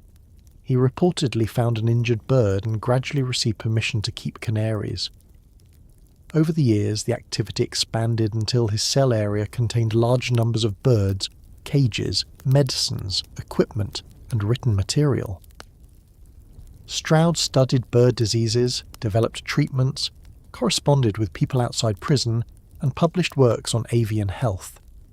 His knowledge was real, but the arrangement created serious security and sanitation concerns. Prison officials also believed he used the bird operation to communicate more freely, and perhaps conceal prohibited activity. In 1942, Stroud was transferred to Alcatraz as prisoner number 594. He kept no birds on the island. The National Archives notes directly that the Birdman name referred to bird raising done at Leavenworth before his transfer. At Alcatraz, he spent much of his time separated from the general population, including years in the prison hospital. The popular image of Stroud as a quiet victim of cruel authorities grew after writer Thomas Gaddis published a sympathetic biography, and actor Burt Lancaster portrayed him in the 1962 film Birdman of Alcatraz. Lancaster's Stroud appeared intelligent, restrained, and capable of deep tenderness toward helpless animals. The real Stroud was intelligent and capable of sustained scientific work, but he could also be hostile, manipulative, threatening, and extremely difficult. He had killed 2 men, including a guard, and prison officials did not view him as the harmless elderly scholar presented to movie audiences. That difference between image and record tells us something important about Alcatraz. The island did not simply make prisoners famous, it allowed prisoners to be reinvented. Capone became the fallen king of Chicago. Kelly became the gangster, with a nickname larger than his actual authority. Karpis became the patient survivor who outlasted almost everyone. Stroud became the imprisoned naturalist denied the birds that gave him purpose. Each story contained truth, but each was simplified enough to fit public memory. Most men at Alcatraz never received this treatment. Their names remained in case files, wardens' notebooks, identification photographs, medical records, disciplinary reports, and lists preserved by the National Archives. Federal records show that 1,576 prisoners were held there during the penitentiary years. Only a small number became part of popular culture. That imbalance affected the way Americans imagined the prison. A visitor hearing the names Capone, Kelly, Karpis, and Stroud could easily believe every cell contained a criminal legend. It did not. Many cells held men known only to the people they had harmed, the officers who arrested them, the courts that sentenced them, and the families who waited for letters. Some were violent offenders, some were habitual thieves, some had escaped from other prisons, others had become persistent disciplinary problems. Their lack of fame did not make their crimes harmless or their confinement easier. It simply meant no film would later be made about them. Inside the cell house, fame could also create problems. A celebrated criminal might attract attention from prisoners seeking status. Others might challenge him simply to prove that they were not impressed. Some famous inmates avoided unnecessary conflict, understanding that newspaper reputation offered little protection from a sharpened piece of metal. The safest response was often to become ordinary as quickly as possible. Alcatraz encouraged that reduction. Prison numbers appeared in records and on clothing. Work assignments ignored public mythology. A famous gangster might mop a floor beside an unknown robber. A nationally recognized kidnapper could wait in the same line as a counterfeiter, whose arrest had earned only 3 paragraphs in a local newspaper. The system did not erase every difference between them, but it tried to prevent those differences from becoming power. This is why the famous prisoners helped Alcatraz more than Alcatraz helped them. Their names gave the institution an identity. The government could point toward the island and say that Capone was there, that Machine Gun Kelly was there, that Karpis was there. Each name demonstrated that federal authority had reached someone once believed unreachable. The prison became a public display of control, even though the daily control happened where the public could not see it. The men received something different in return. Alcatraz preserved their names. Thousands of criminals from the same period disappeared into old files, but the inmates associated with the rock remained familiar. Their photographs continued appearing in books. Tour guides repeated their stories. Films recreated their cells. Visitors stood beside signs bearing their names. The prison that reduced them to numbers during confinement restored them as characters after death. Late in the evening, none of that fame changed the size of the cell. Capone's bed was no wider because Chicago had feared him. Kelly's door did not open because reporters liked his nickname. Karpis could not trade 25 years of patience for a boat ride to San Francisco. Stroud's public supporters could not place a bird inside his Alcatraz cell. Doc Barker's reputation could not protect him when searchlights and gunfire found him near the shoreline. The cell house settled around them in the same way it settled around everyone else. Steel doors remained closed. Guards moved through the galleries. The foghorn sounded.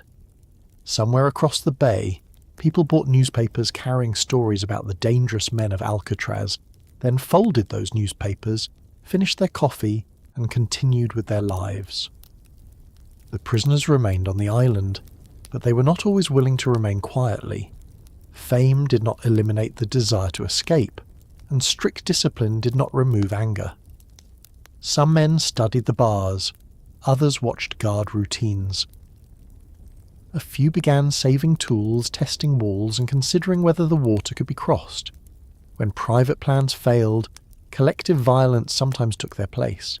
The same prison that had been built to make dangerous men manageable was moving toward gun battles, hostage-taking, bodies on concrete floors, and escape attempts that would force the government to defend the rock with more than locked doors.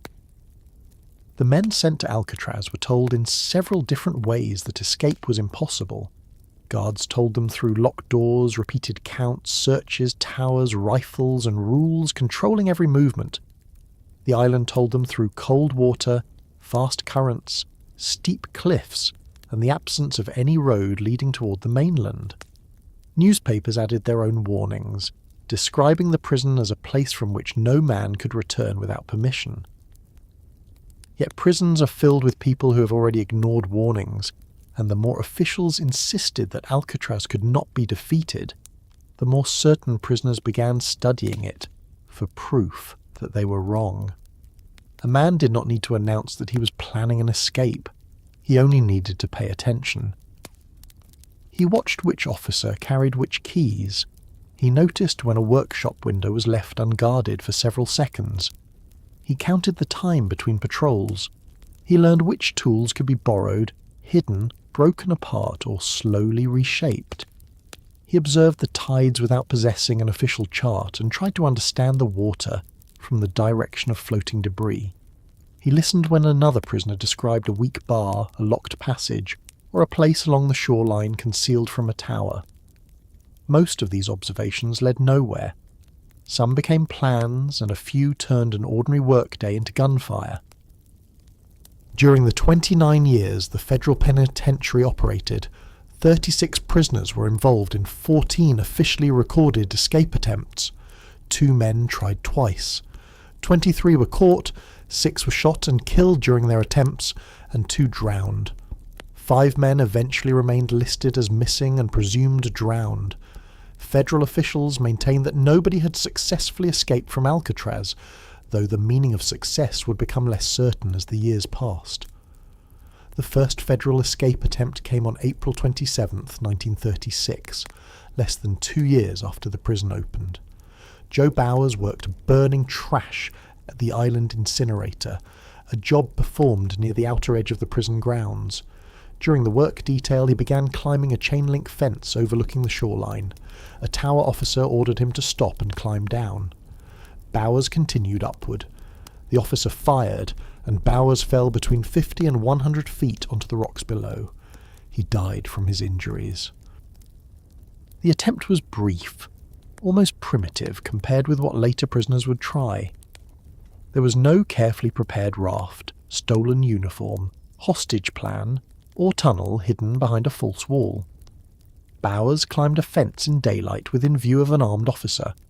He had not even reached the water before the escape ended. For other prisoners, the incident demonstrated that the shoreline was not the first barrier. The guards were prepared to shoot before a man came close enough to test the bay. The following year produced a plan that was quieter and far more difficult to explain afterward. Theodore Cole and Ralph Rowe worked in the mat shop inside the Model Industries building on the northwestern side of the island. Over time, they filed through flat iron bars covering a window. The work had to be concealed from officers, other workers, and inspections. Metal could not simply be cut in one afternoon. The men needed repeated access, tools, and patience. They also had to leave the bars appearing secure until the day they intended to move. On December 16th, 1937, heavy weather passed over the bay. Rain and wind reduced visibility while strong currents moved through the surrounding water. Cole and Rowe forced their way through the weakened window, descended toward the shoreline, and disappeared. Search parties found no prisoners and no bodies. Officials concluded that the men had entered the bay during the storm and had probably been swept out to sea.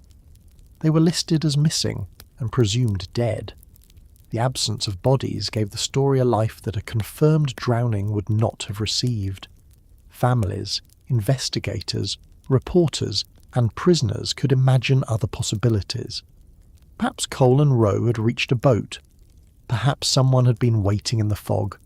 Perhaps they had survived and changed their names. Rumours of sightings appeared, as they often do when missing men have criminal histories and no grave. None produced proof. The government considered the bay the most likely explanation, but Alcatraz had now produced its first permanent uncertainty. The prison answered uncertainty with more security. Windows were examined. Work assignments came under additional scrutiny. Officers had another example to use whenever prisoners claimed the currents could be understood or the distance to shore was manageable. Cole and Rowe had escaped the building, but leaving the building was not the same as leaving the island alive. Violence replaced secrecy on May 22nd, 1938. James Limerick, Rufus Franklin, and James Lucas were assigned to the woodworking shop in the Model Industries building. Senior Custodial Officer Royal Klein supervised the area without a firearm, as weapons were generally kept away from prisoners and secured in protected positions. The three inmates attacked him with a hammer and pieces of metal, striking his head and dragging him into a corner. They then moved toward the roof, planning to reach the guard tower, overpower the officer stationed there, and obtain weapons. The tower officer was Harold Stites. As the prisoners climbed onto the catwalk leading toward him, they threw metal scraps in his direction. Stites used a handgun and rifle, shooting Limerick and Franklin. Lucas surrendered when the attempt failed. Limerick died from a gunshot wound, while Klein died the following day at the Marine Hospital from severe head injuries. He became the first Bureau of Prisons officer killed at Alcatraz. Franklin survived his wounds, and he and Lucas received life sentences for Klein's murder. The event revealed a weakness no steel bar could completely remove. Alcatraz depended on prisoners working. The institution needed men in the kitchen, laundry, workshops, dock, maintenance crews, and industrial buildings. Work gave inmates access to tools and placed them close to civilian supervisors or unarmed officers. The administration could count hammers, saws, blades, and pieces of metal at the end of a shift, but a tool remained dangerous while it was being used for its intended purpose. The object that built furniture in one moment could become a weapon in the next.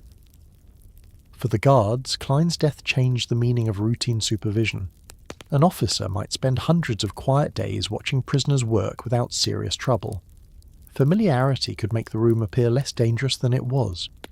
The inmates wore prison clothing, followed schedules, and performed repetitive jobs. Then three men acted together, and within minutes one officer was dying while another fired from a tower. 8 months later, 5 prisoners found a way out of the cell house itself.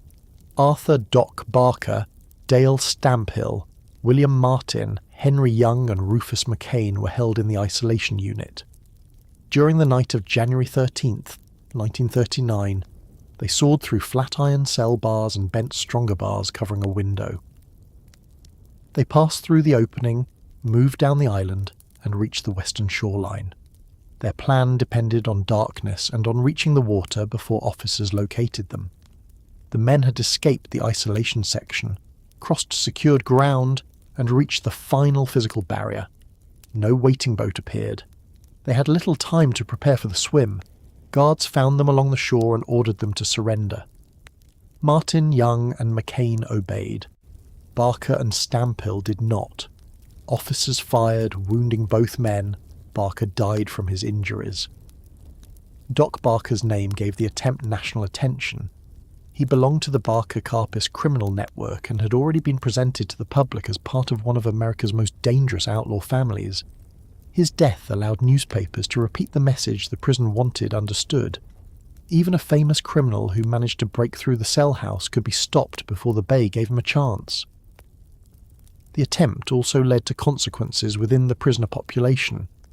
Henry Young and Rufus McCain later became involved in a fatal confrontation. In December 1940, Young stabbed McCain in a prison workshop. The killing became the basis for a widely publicised trial, and later a heavily fictionalised film. But its connection to the failed escape remained part of the real history.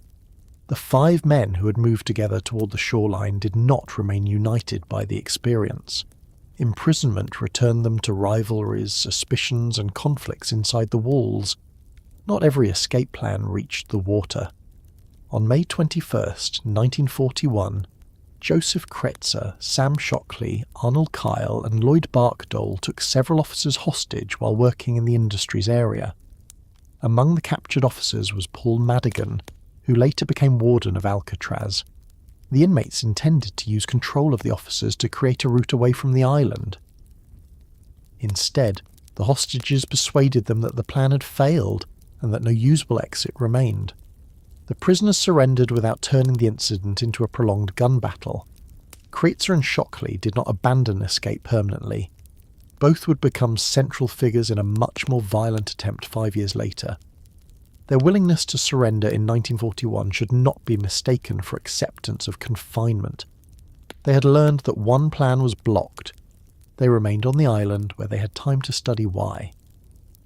A different lesson came from John Bayless on September 15th, 1941.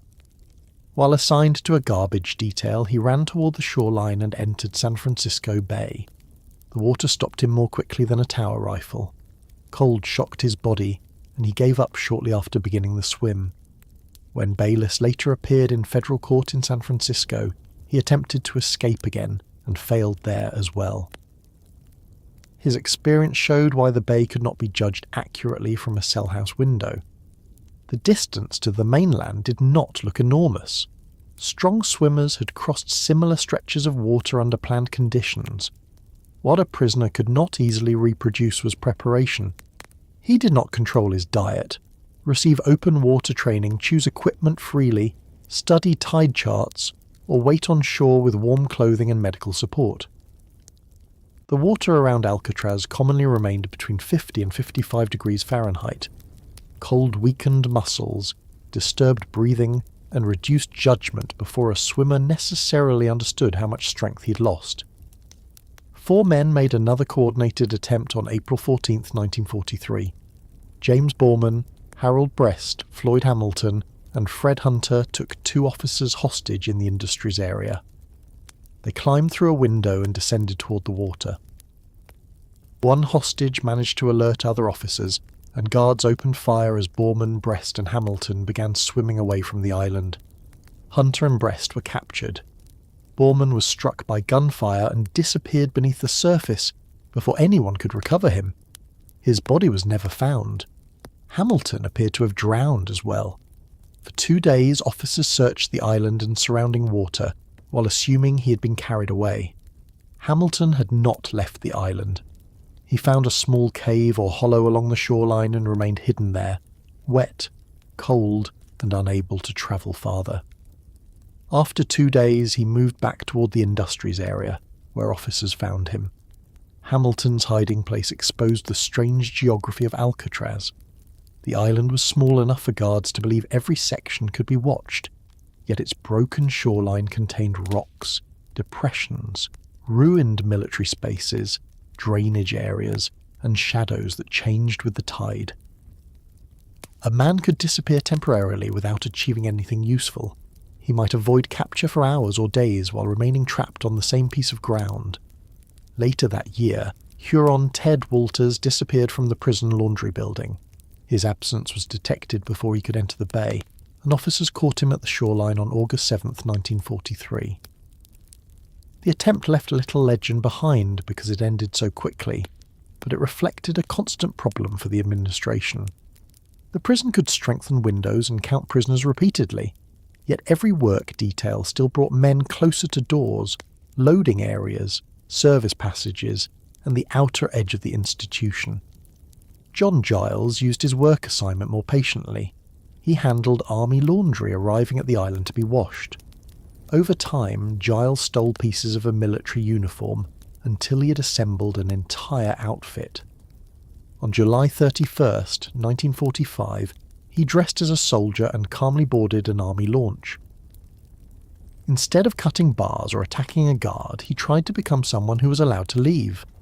The disguise carried him off Alcatraz, which was more than many violent attempts had accomplished. His mistake concerned the boat's destination. Giles believed the launch would take him towards San Francisco. It was heading to Angel Island. Prison officials discovered his absence almost immediately and contacted authorities ahead of the vessel. When Giles stepped ashore, officers were waiting. He had successfully boarded a government boat in stolen clothing and then delivered himself to another island. The attempt was almost embarrassing in its ending, but the method deserved attention. Giles had demonstrated that patience and observation could overcome layers of physical security. He had not defeated the prison with force. He had studied a routine until he could enter it unnoticed. His failure resulted from incomplete information, not from an inability to leave the dock. Less than a year later, Alcatraz faced the most violent challenge in its history. On May 2nd, 1946, Bernard Coy began an escape plan that had required careful study of the cell house gun gallery. Coy had noticed weaknesses in the protected area where officers kept weapons and keys. Using an improvised device, he forced apart bars and entered the gallery. Once inside, the prisoners gained access to firearms and keys. The plan expanded quickly as Joseph Kreitzer, Marvin Hubbard, Sam Shockley, Miran Thompson, and 19-year-old Clarence Carnes joined the takeover. 6 prisoners eventually controlled part of the cell house and captured 9 officers. The original intention was to cross the recreation yard, reach the outer grounds, move to the dock, and seize the prison launch. To do that, the inmates needed the key to the yard door. Officer William Miller had recently used it, and had not yet returned it to the secured gun gallery. When the prisoners took him hostage, he hid the key in a cell toilet. They eventually found it, but by then the disturbance had been discovered and their opportunity to move through the yard without resistance was gone. The plan had reached the point where surrender offered the only realistic chance of survival. The prisoners had guns but no open route to the dock. Officers outside the controlled area were mobilizing. Boats could be stopped. The shoreline could be covered. Yet Coy, Kreitzer, Hubbard, Shockley, Thompson and Carnes did not end the attempt.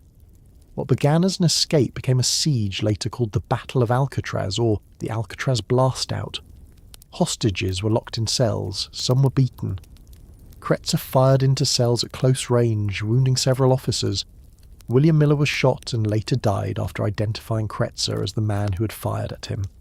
Harold Stites, the same officer who had stopped the 1938 roof escape, joined efforts to regain control of the cell house.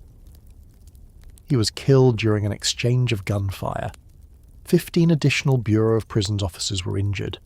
The ordinary sounds of Alcatraz disappeared beneath gunfire. Prisoners not involved in the escape remained locked in cells or were moved where officers could control them. Families living on the island heard shots and waited for information. Boats circled offshore to prevent anyone from reaching the water. On the San Francisco side of the bay, people gathered along the waterfront and watched smoke rise from the prison. The battle was close enough to observe from the city, but too far away for spectators to understand what was happening inside. Prison officers attempted to enter protected galleries, reach wounded colleagues, and isolate the armed inmates. The structure designed to keep weapons away from prisoners now allowed the prisoners who had seized those weapons to fire from defended positions. Hallways, utility corridors, steel doors, and cell block walls turned into parts of a battlefield. Every attempt to advance risked exposing an officer to gunfire from a place he could not see clearly. The government brought Marines to the island to assist. Grenades and other explosive charges were dropped through openings into areas where Coy, Kreitzer and Hubbard were believed to be holding out. Rifle fire continued. Officers cut off routes and forced the 3 men into a utility corridor. The battle lasted through May 3rd and into the morning of May 4th. When officers finally entered the corridor, they found Coy, Kreitzer and Hubbard dead. Shockley, Thompson and Carnes survived. They were prosecuted for the deaths of the officers. Shockley and Thompson received death sentences and were executed in San Quentin's gas chamber in December 1948. Carnes received another life sentence. His age, 19 at the time of the battle, helped spare him from execution. The Battle of Alcatraz damaged the idea that strict routines could prevent a major uprising. 6 prisoners had entered a gun gallery, obtained weapons, captured officers, controlled part of the cell house, and fought the government for nearly 3 days. They had not escaped, but they had forced the prison to call in outside military support. 2 officers and 3 inmates died during the fighting. Another officer died from wounds, and many others carried physical and emotional injuries afterward. Security procedures changed. Officers examined key control, gun gallery access, staffing, and the handling of prisoners moving between the yard and cell house. The prison could repair bent bars and damaged walls more easily than it could remove what everyone now knew. A determined inmate did not need to overcome the entire institution at once.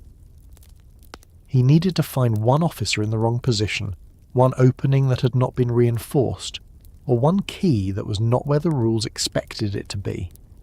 The battle also discouraged immediate imitation. Nearly 10 years passed before another officially recorded escape attempt. The memory of Coy, Kreitzer and Hubbard dead in the utility corridor remained available to every prisoner considering an armed takeover. Men could argue about whether the plan had almost worked, but the final result was not open to interpretation. None reached the yard. None reached the dock. None entered the bay. On July 23, 1956, Floyd Wilson disappeared from his job near the dock. He hid among rocks along the shoreline for several hours. Search teams eventually located him, and he surrendered. His attempt resembled Hamilton's hiding in 1943. Both men escaped immediate observation, but remained trapped by the shape of the island. Concealment delayed capture without providing transportation. Aaron Burgett and Clyde Johnson tried the water directly on September 29, 1958. While working on a garbage detail, they overpowered an officer and entered the bay. Johnson was captured in the water. Burgett disappeared, leading to another search across the bay and shoreline. 2 weeks later, his body was found floating in the water. By then, the prison could point to more than 20 years of failed attempts. Men had climbed fences, cut window bars, attacked officers, stolen uniforms, hidden in caves, crossed rooftops, taken hostages, seized guns, and entered the bay. Some had reached the shoreline only to surrender. Others had been shot before touching the water. Several disappeared and were presumed drowned. The strongest collective attempt had ended with bodies in a corridor and executions at San Quentin. Yet every failure taught the next prisoner something. Direct attacks brought gunfire. Hostages did not guarantee access to the dock. The recreation yard key remained a critical obstacle. Stolen uniforms required knowledge of boat routes. Entering the water without flotation and protection from the cold reduced the time available to swim. Workshop windows could be cut, but the damage had to survive inspection. Hiding on the shoreline was useless unless another stage of the plan was ready. The men who came closest were not always the strongest or most violent. They were the ones who could work slowly without attracting attention. They understood that an escape plan might require months of ordinary behaviour. A prisoner needed to appear settled while studying the building. He needed to report to work, return tools, stand for count, speak normally, and avoid disciplinary attention. The first act of a successful escape would not be cutting a bar. It would be convincing the guards that he had stopped thinking about escape. Near the end of the 1950s, Alcatraz remained famous, expensive, aging, and officially undefeated. Saltaire had been working on concrete and metal for decades. Old service spaces ran behind cells. Ventilation openings connected ordinary living areas to utility corridors that prisoners were not supposed to reach. Officers searched cells, but they could not stand beside every wall through every hour of the night. A small group of inmates began looking at those walls differently. They were not planning to seize a gun gallery, rush a tower, or fight their way through the yard. They were examining ventilation grills, listening to music and prison noise that might cover scraping, collecting materials no guard would consider dangerous by themselves, and watching one another during the evening count. Their plan would require false walls, handmade tools, human hair, stolen raincoats, and faces left behind in beds. For nearly 3 decades, the Rock had defeated men who tried to move too quickly. The next attempt would be built around the opposite idea. Frank Morris and the Anglin brothers would give the prison almost no violence to detect, because by the time officers understood what they had done, the cells would already be empty. By the beginning of the 1960s, Alcatraz had been operating as a federal penitentiary for nearly 3 decades. The prison was still famous, but the world around it had changed. The gangsters who had helped build its reputation belonged mostly to an earlier America. Prohibition had ended long ago. Al Capone was dead. Machine Gun Kelly had been transferred away and later died in another federal prison. The bank robbers and kidnappers of the Depression years had been replaced in the newspapers by Cold War fears, organised crime investigations, civil rights protests, nuclear weapons, television, and the possibility of sending human beings into space. The cell house still opened and closed according to its old routines, but the institution was aging. Salt air entered cracks in concrete. Pipes needed repair. Metal rusted. Fresh water, food, fuel, clothing, tools, and nearly every ordinary necessity still had to be carried across the bay by boat. Alcatraz remained difficult to escape, but it was becoming equally difficult to justify. Inside B Block, 4 prisoners were paying attention to a weakness that had existed for years. Frank Morris occupied cell 138. John Anglin was nearby in cell 150, and his brother Clarence lived in cell 152. Alan West occupied another neighbouring cell. The men knew one another from earlier periods of confinement, and all had histories that suggested they would not simply accept a locked door as the end of a discussion. Morris had been convicted of crimes including burglary and bank robbery, and had repeatedly tried to escape from other institutions. The Anglin brothers, raised in a large family in the South, had been convicted of bank robbery, and had also attempted escape before reaching Alcatraz. West had his own record of flight and prison trouble. They were not the first men on the island to look for a way out. What made them different was their willingness to work slowly enough that the prison did not realise what they were doing until they were gone. Behind the rear wall of each cell was a small ventilation opening. The concrete around those openings had been weakened by years of moisture, salt, and the ordinary decay of an old building. A prisoner looking at the wall casually saw a vent grill and concrete. Morris and the others saw access to a service corridor running behind the cells. They could not stand openly with hammers and drills. Every sound inside the cell house travelled. Guards walked the tiers. Counts were conducted repeatedly. Cells were inspected. A pile of concrete fragments would have ended the plan immediately. The work had to be divided into small actions that could disappear inside normal prison noise. The men obtained pieces of old saw blades and built crude tools from materials that looked harmless until combined. They sharpened spoons and other pieces of metal. A small drill was assembled using a motor taken from a damaged vacuum cleaner. During evening music periods, when instruments and other sounds filled the cell house, they scraped and drilled around the ventilation openings. The noise of an accordion helped cover the work. Small pieces of wall were removed, carried away, or scattered where they would not attract attention. The openings were concealed with cardboard, painted material, suitcases, or objects arranged to look like the original wall. A guard walking past the front of the cell would see a prisoner, a bed, a sink, and a rear vent that appeared to remain in place. It was the kind of plan Alcatraz had always feared, because almost every ingredient was ordinary. A spoon was not an escape device when issued with a meal. A raincoat was not a raft when hanging in storage. Human hair from the barbershop was waste. Soap was used for washing. Cardboard, paint, thread, glue, scraps of wood, and pieces of rubber were common materials. The danger existed only when patient men began placing those materials together. Once an opening was large enough, a prisoner could squeeze through the back of his cell and enter the utility corridor. This space was not intended for inmates. Pipes and service equipment ran behind the cell block, hidden from the main corridors. From there, the men climbed upward using the network of pipes until they reached the top of the cell block structure, beneath the high roof of the building. They had found something almost impossible to imagine in Alcatraz, a place inside the cell house where guards were not watching constantly. On top of B block, hidden above the cells, they created a secret workshop.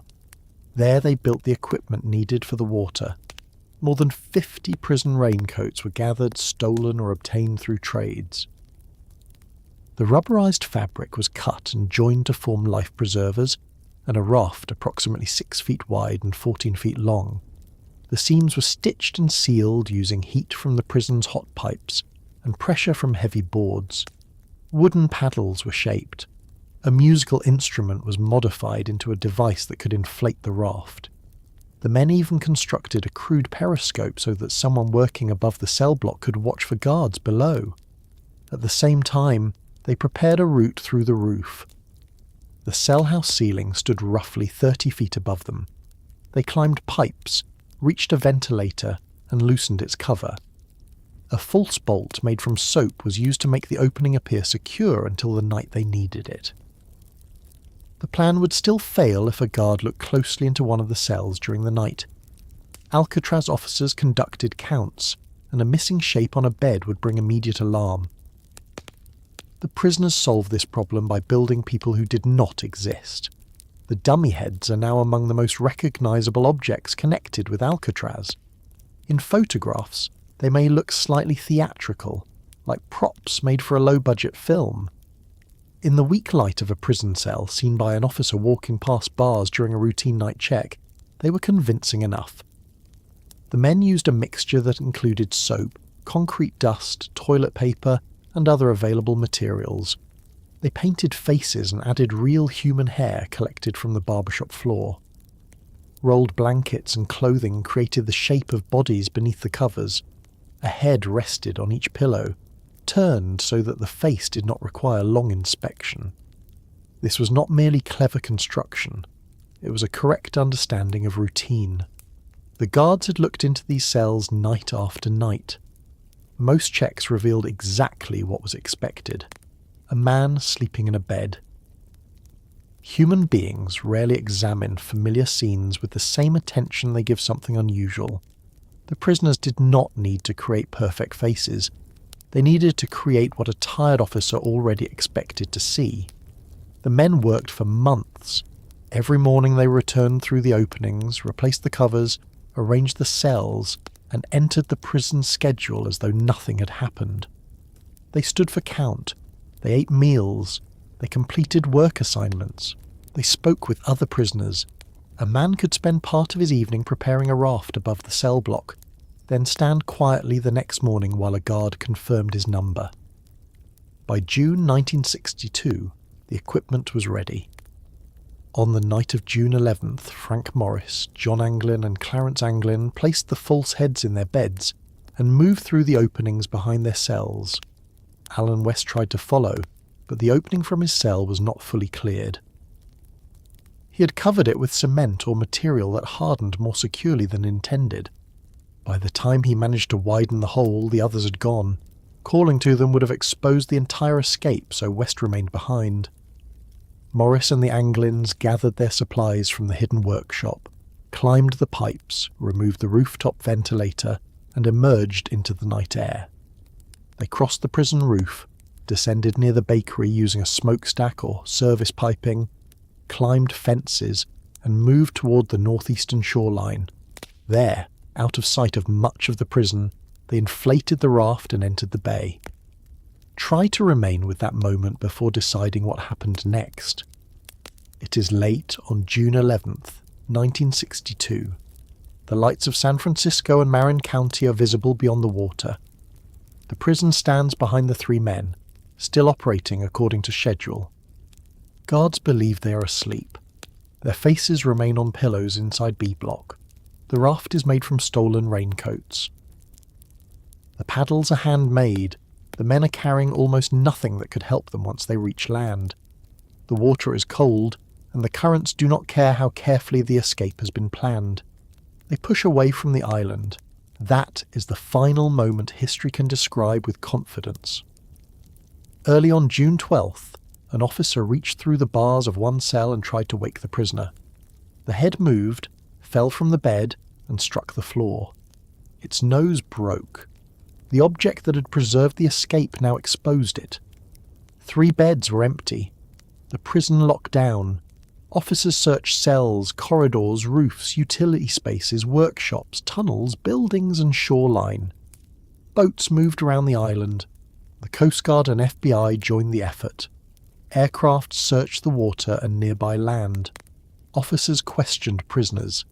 Alan West, left behind, eventually explained much of the plan.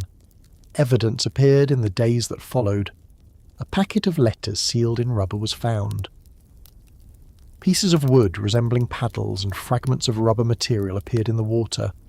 A homemade life vest washed onto Cronkite Beach.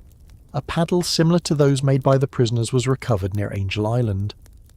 Searchers did not find the 3 men, their complete raft, or bodies that could be identified as theirs. The official theory was that Morris and the Anglins probably drowned. The bay was cold, the currents were strong, and the equipment was uncertain. Investigators found no confirmed theft of a car or clothing on the mainland matching the plan West described. No verified message reached their families.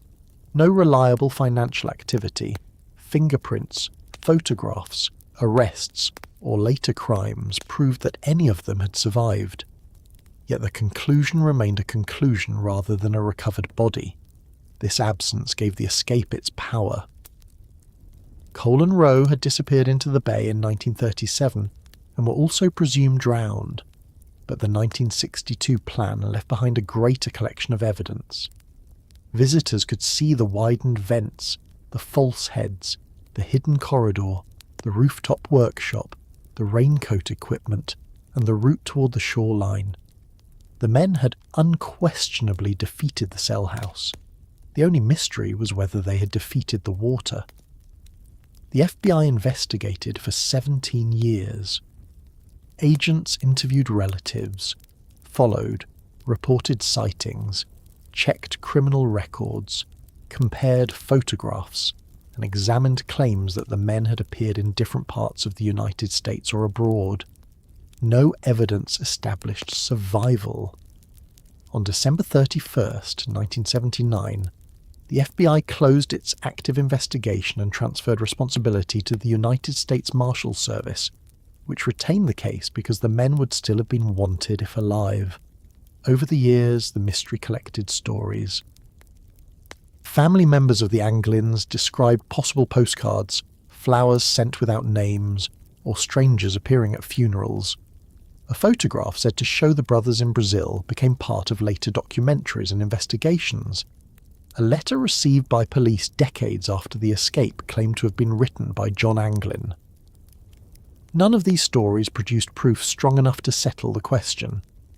The men remained suspended between 2 possibilities: dead in the bay during the night of June 11th, or successful fugitives who somehow avoided every mistake that had captured them before. The uncertainty was useful to almost everyone except investigators. Writers gained a mystery.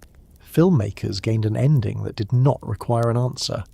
Visitors could stand inside the cells and decide for themselves. The government could maintain that nobody had successfully escaped, while the public could reply that 3 men had disappeared and had never been caught. The escape did not cause Alcatraz to close, although the timing made the two events appear connected. The decision to end the prison had already been developing.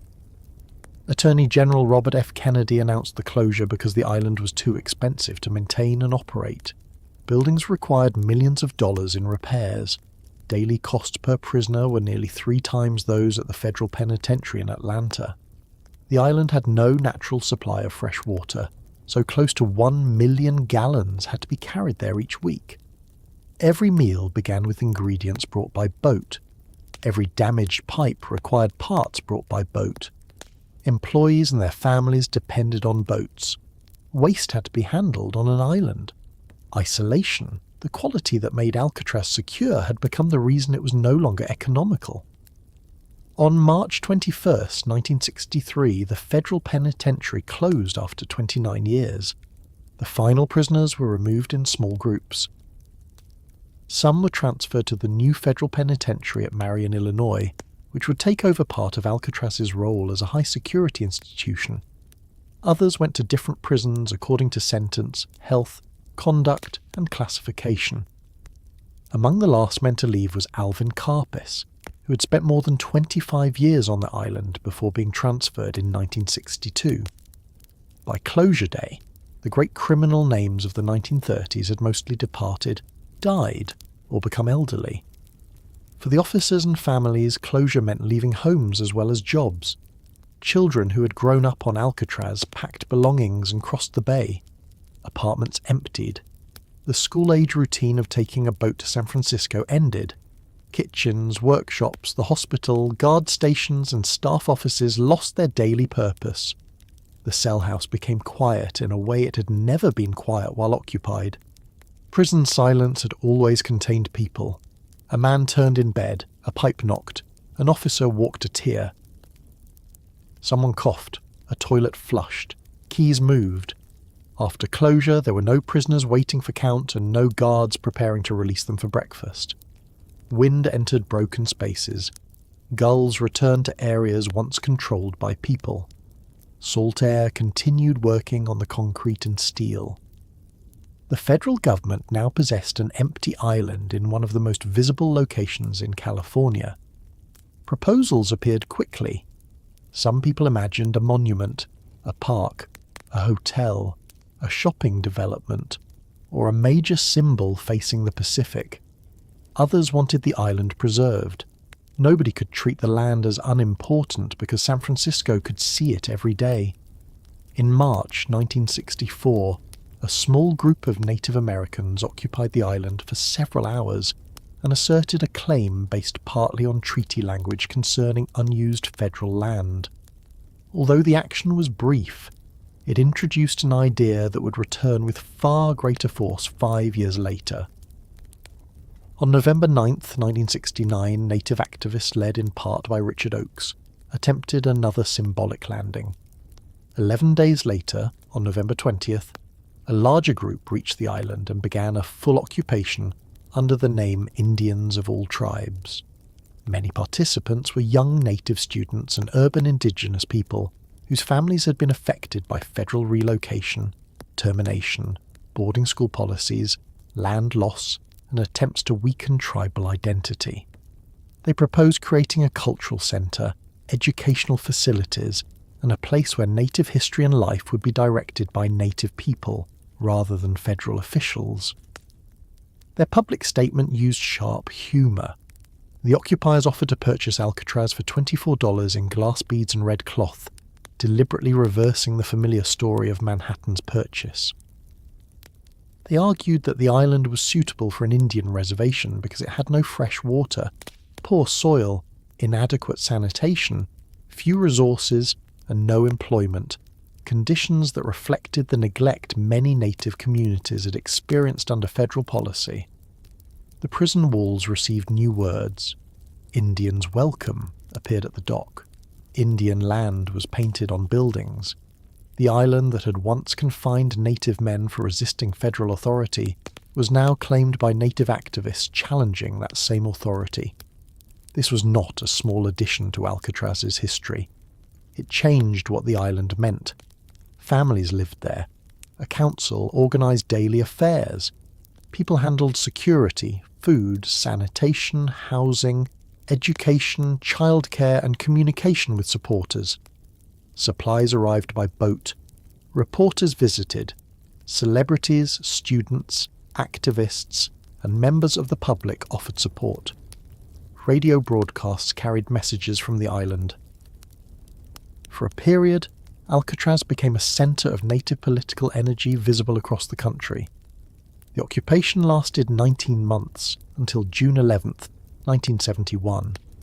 Internal disagreements, declining support, loss of essential services, dangerous conditions and the departure of important organisers weakened the community. A fire destroyed several buildings, including the former warden's residence and officers' club. Federal marshals eventually removed the remaining occupiers. The government recovered the island, but the protest had already entered modern Native American history as a major event in the movement for self-determination, cultural survival, sovereignty, and political recognition. Alcatraz had now carried several identities. It had been a place connected to native history before European settlement, a military fort, a military prison, a federal penitentiary, an abandoned property, and a centre of indigenous protest. The buildings had not moved, but the meaning of confinement and possession had changed around them. In 1972, Congress created the Golden Gate National Recreation Area and included Alcatraz. The island opened to the public in 1973.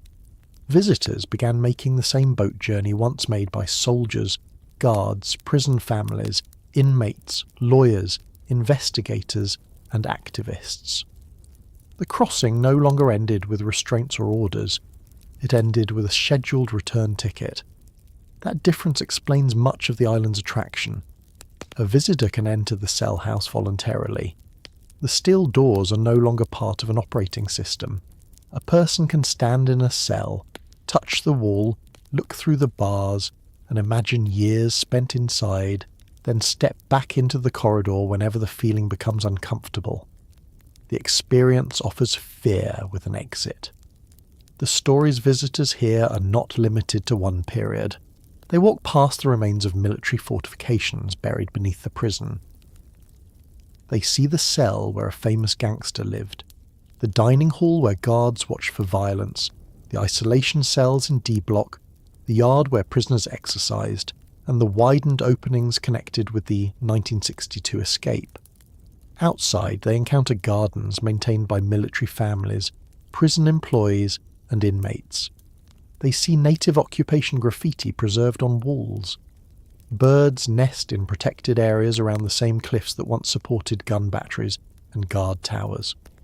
Popular culture added another layer. Books and films changed Alcatraz from a historic prison into a setting that could represent punishment itself. Birdman of Alcatraz turned Robert Stroud into a sympathetic screen figure, even though he kept his birds at Leavenworth and had a far more violent history than the film suggested.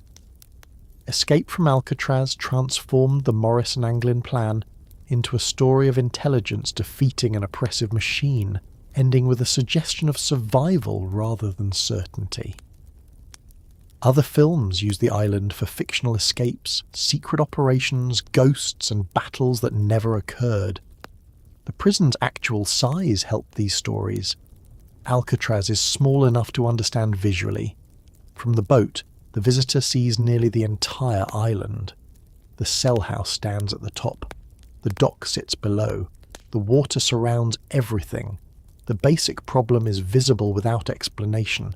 A man inside wants to reach land, and between him and land is the bay. Larger prisons may contain more violence, more prisoners, and harsher conditions. but they do not always provide such a clear image. Their walls blend into cities, fields, deserts, or industrial areas. Alcatraz stands alone. It looks complete from a distance, almost like a model of imprisonment placed in the middle of the water. Its famous prisoners also gave the public a cast of characters. Capone represented organised crime and lost power. Machine Gun Kelly represented the sensational gangster nickname. Carpis represented endurance. Stroud represented intelligence, isolation, and the conflict between a prisoner's abilities and his violence. Morris and the Anglins represented the question the prison could never answer completely. The legend often makes Alcatraz crueler in simple ways and less troubling in complicated ones. It encourages people to imagine sharks circling the island, although cold water and currents were the real obstacles. It creates stories of underground dungeons used constantly, when punishments and policies changed over time. It suggests every prisoner was a criminal genius, when many were unknown men transferred for discipline problems. It sometimes presents guards as identical figures of cruelty, ignoring the officers who worked routine shifts, raised families on the island, formed relationships with co-workers, and faced genuine danger.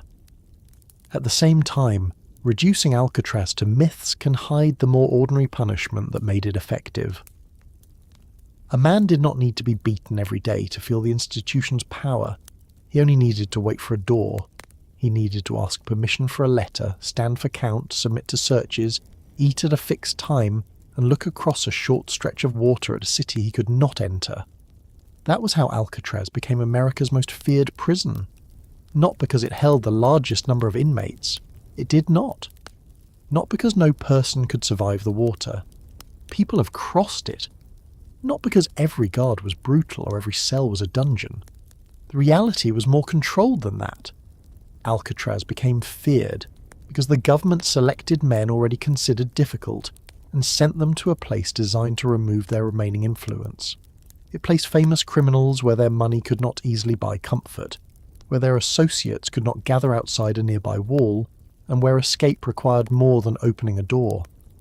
Newspapers repeated the message. Failed attempts confirmed it. Deaths at the shoreline strengthened it. The 1946 battle showed how much force the government would use to keep control. The disappearance of Morris and the Anglins added the only ingredient the prison had been missing, a mystery that could never be locked away. Today the cell house doors remain open for visitors. Voices from the audio tour move through the corridors. People pause in front of the escape cells and examine the holes cut around the vents. They look at the dummy heads and wonder whether they would have fooled them. They stand in the recreation yard, feel the wind, and look toward the city. Then they walk downhill to the dock. A boat arrives according to schedule. Nobody counts them before allowing them aboard. Nobody examines their letters. Nobody decides whether they have earned permission to leave. The engines start, the island grows smaller, and San Francisco moves closer. Behind them, the empty cell house remains above the bay, preserving the steel doors, the unfinished questions, and the reputation built by every person who once understood that the return journey was not guaranteed.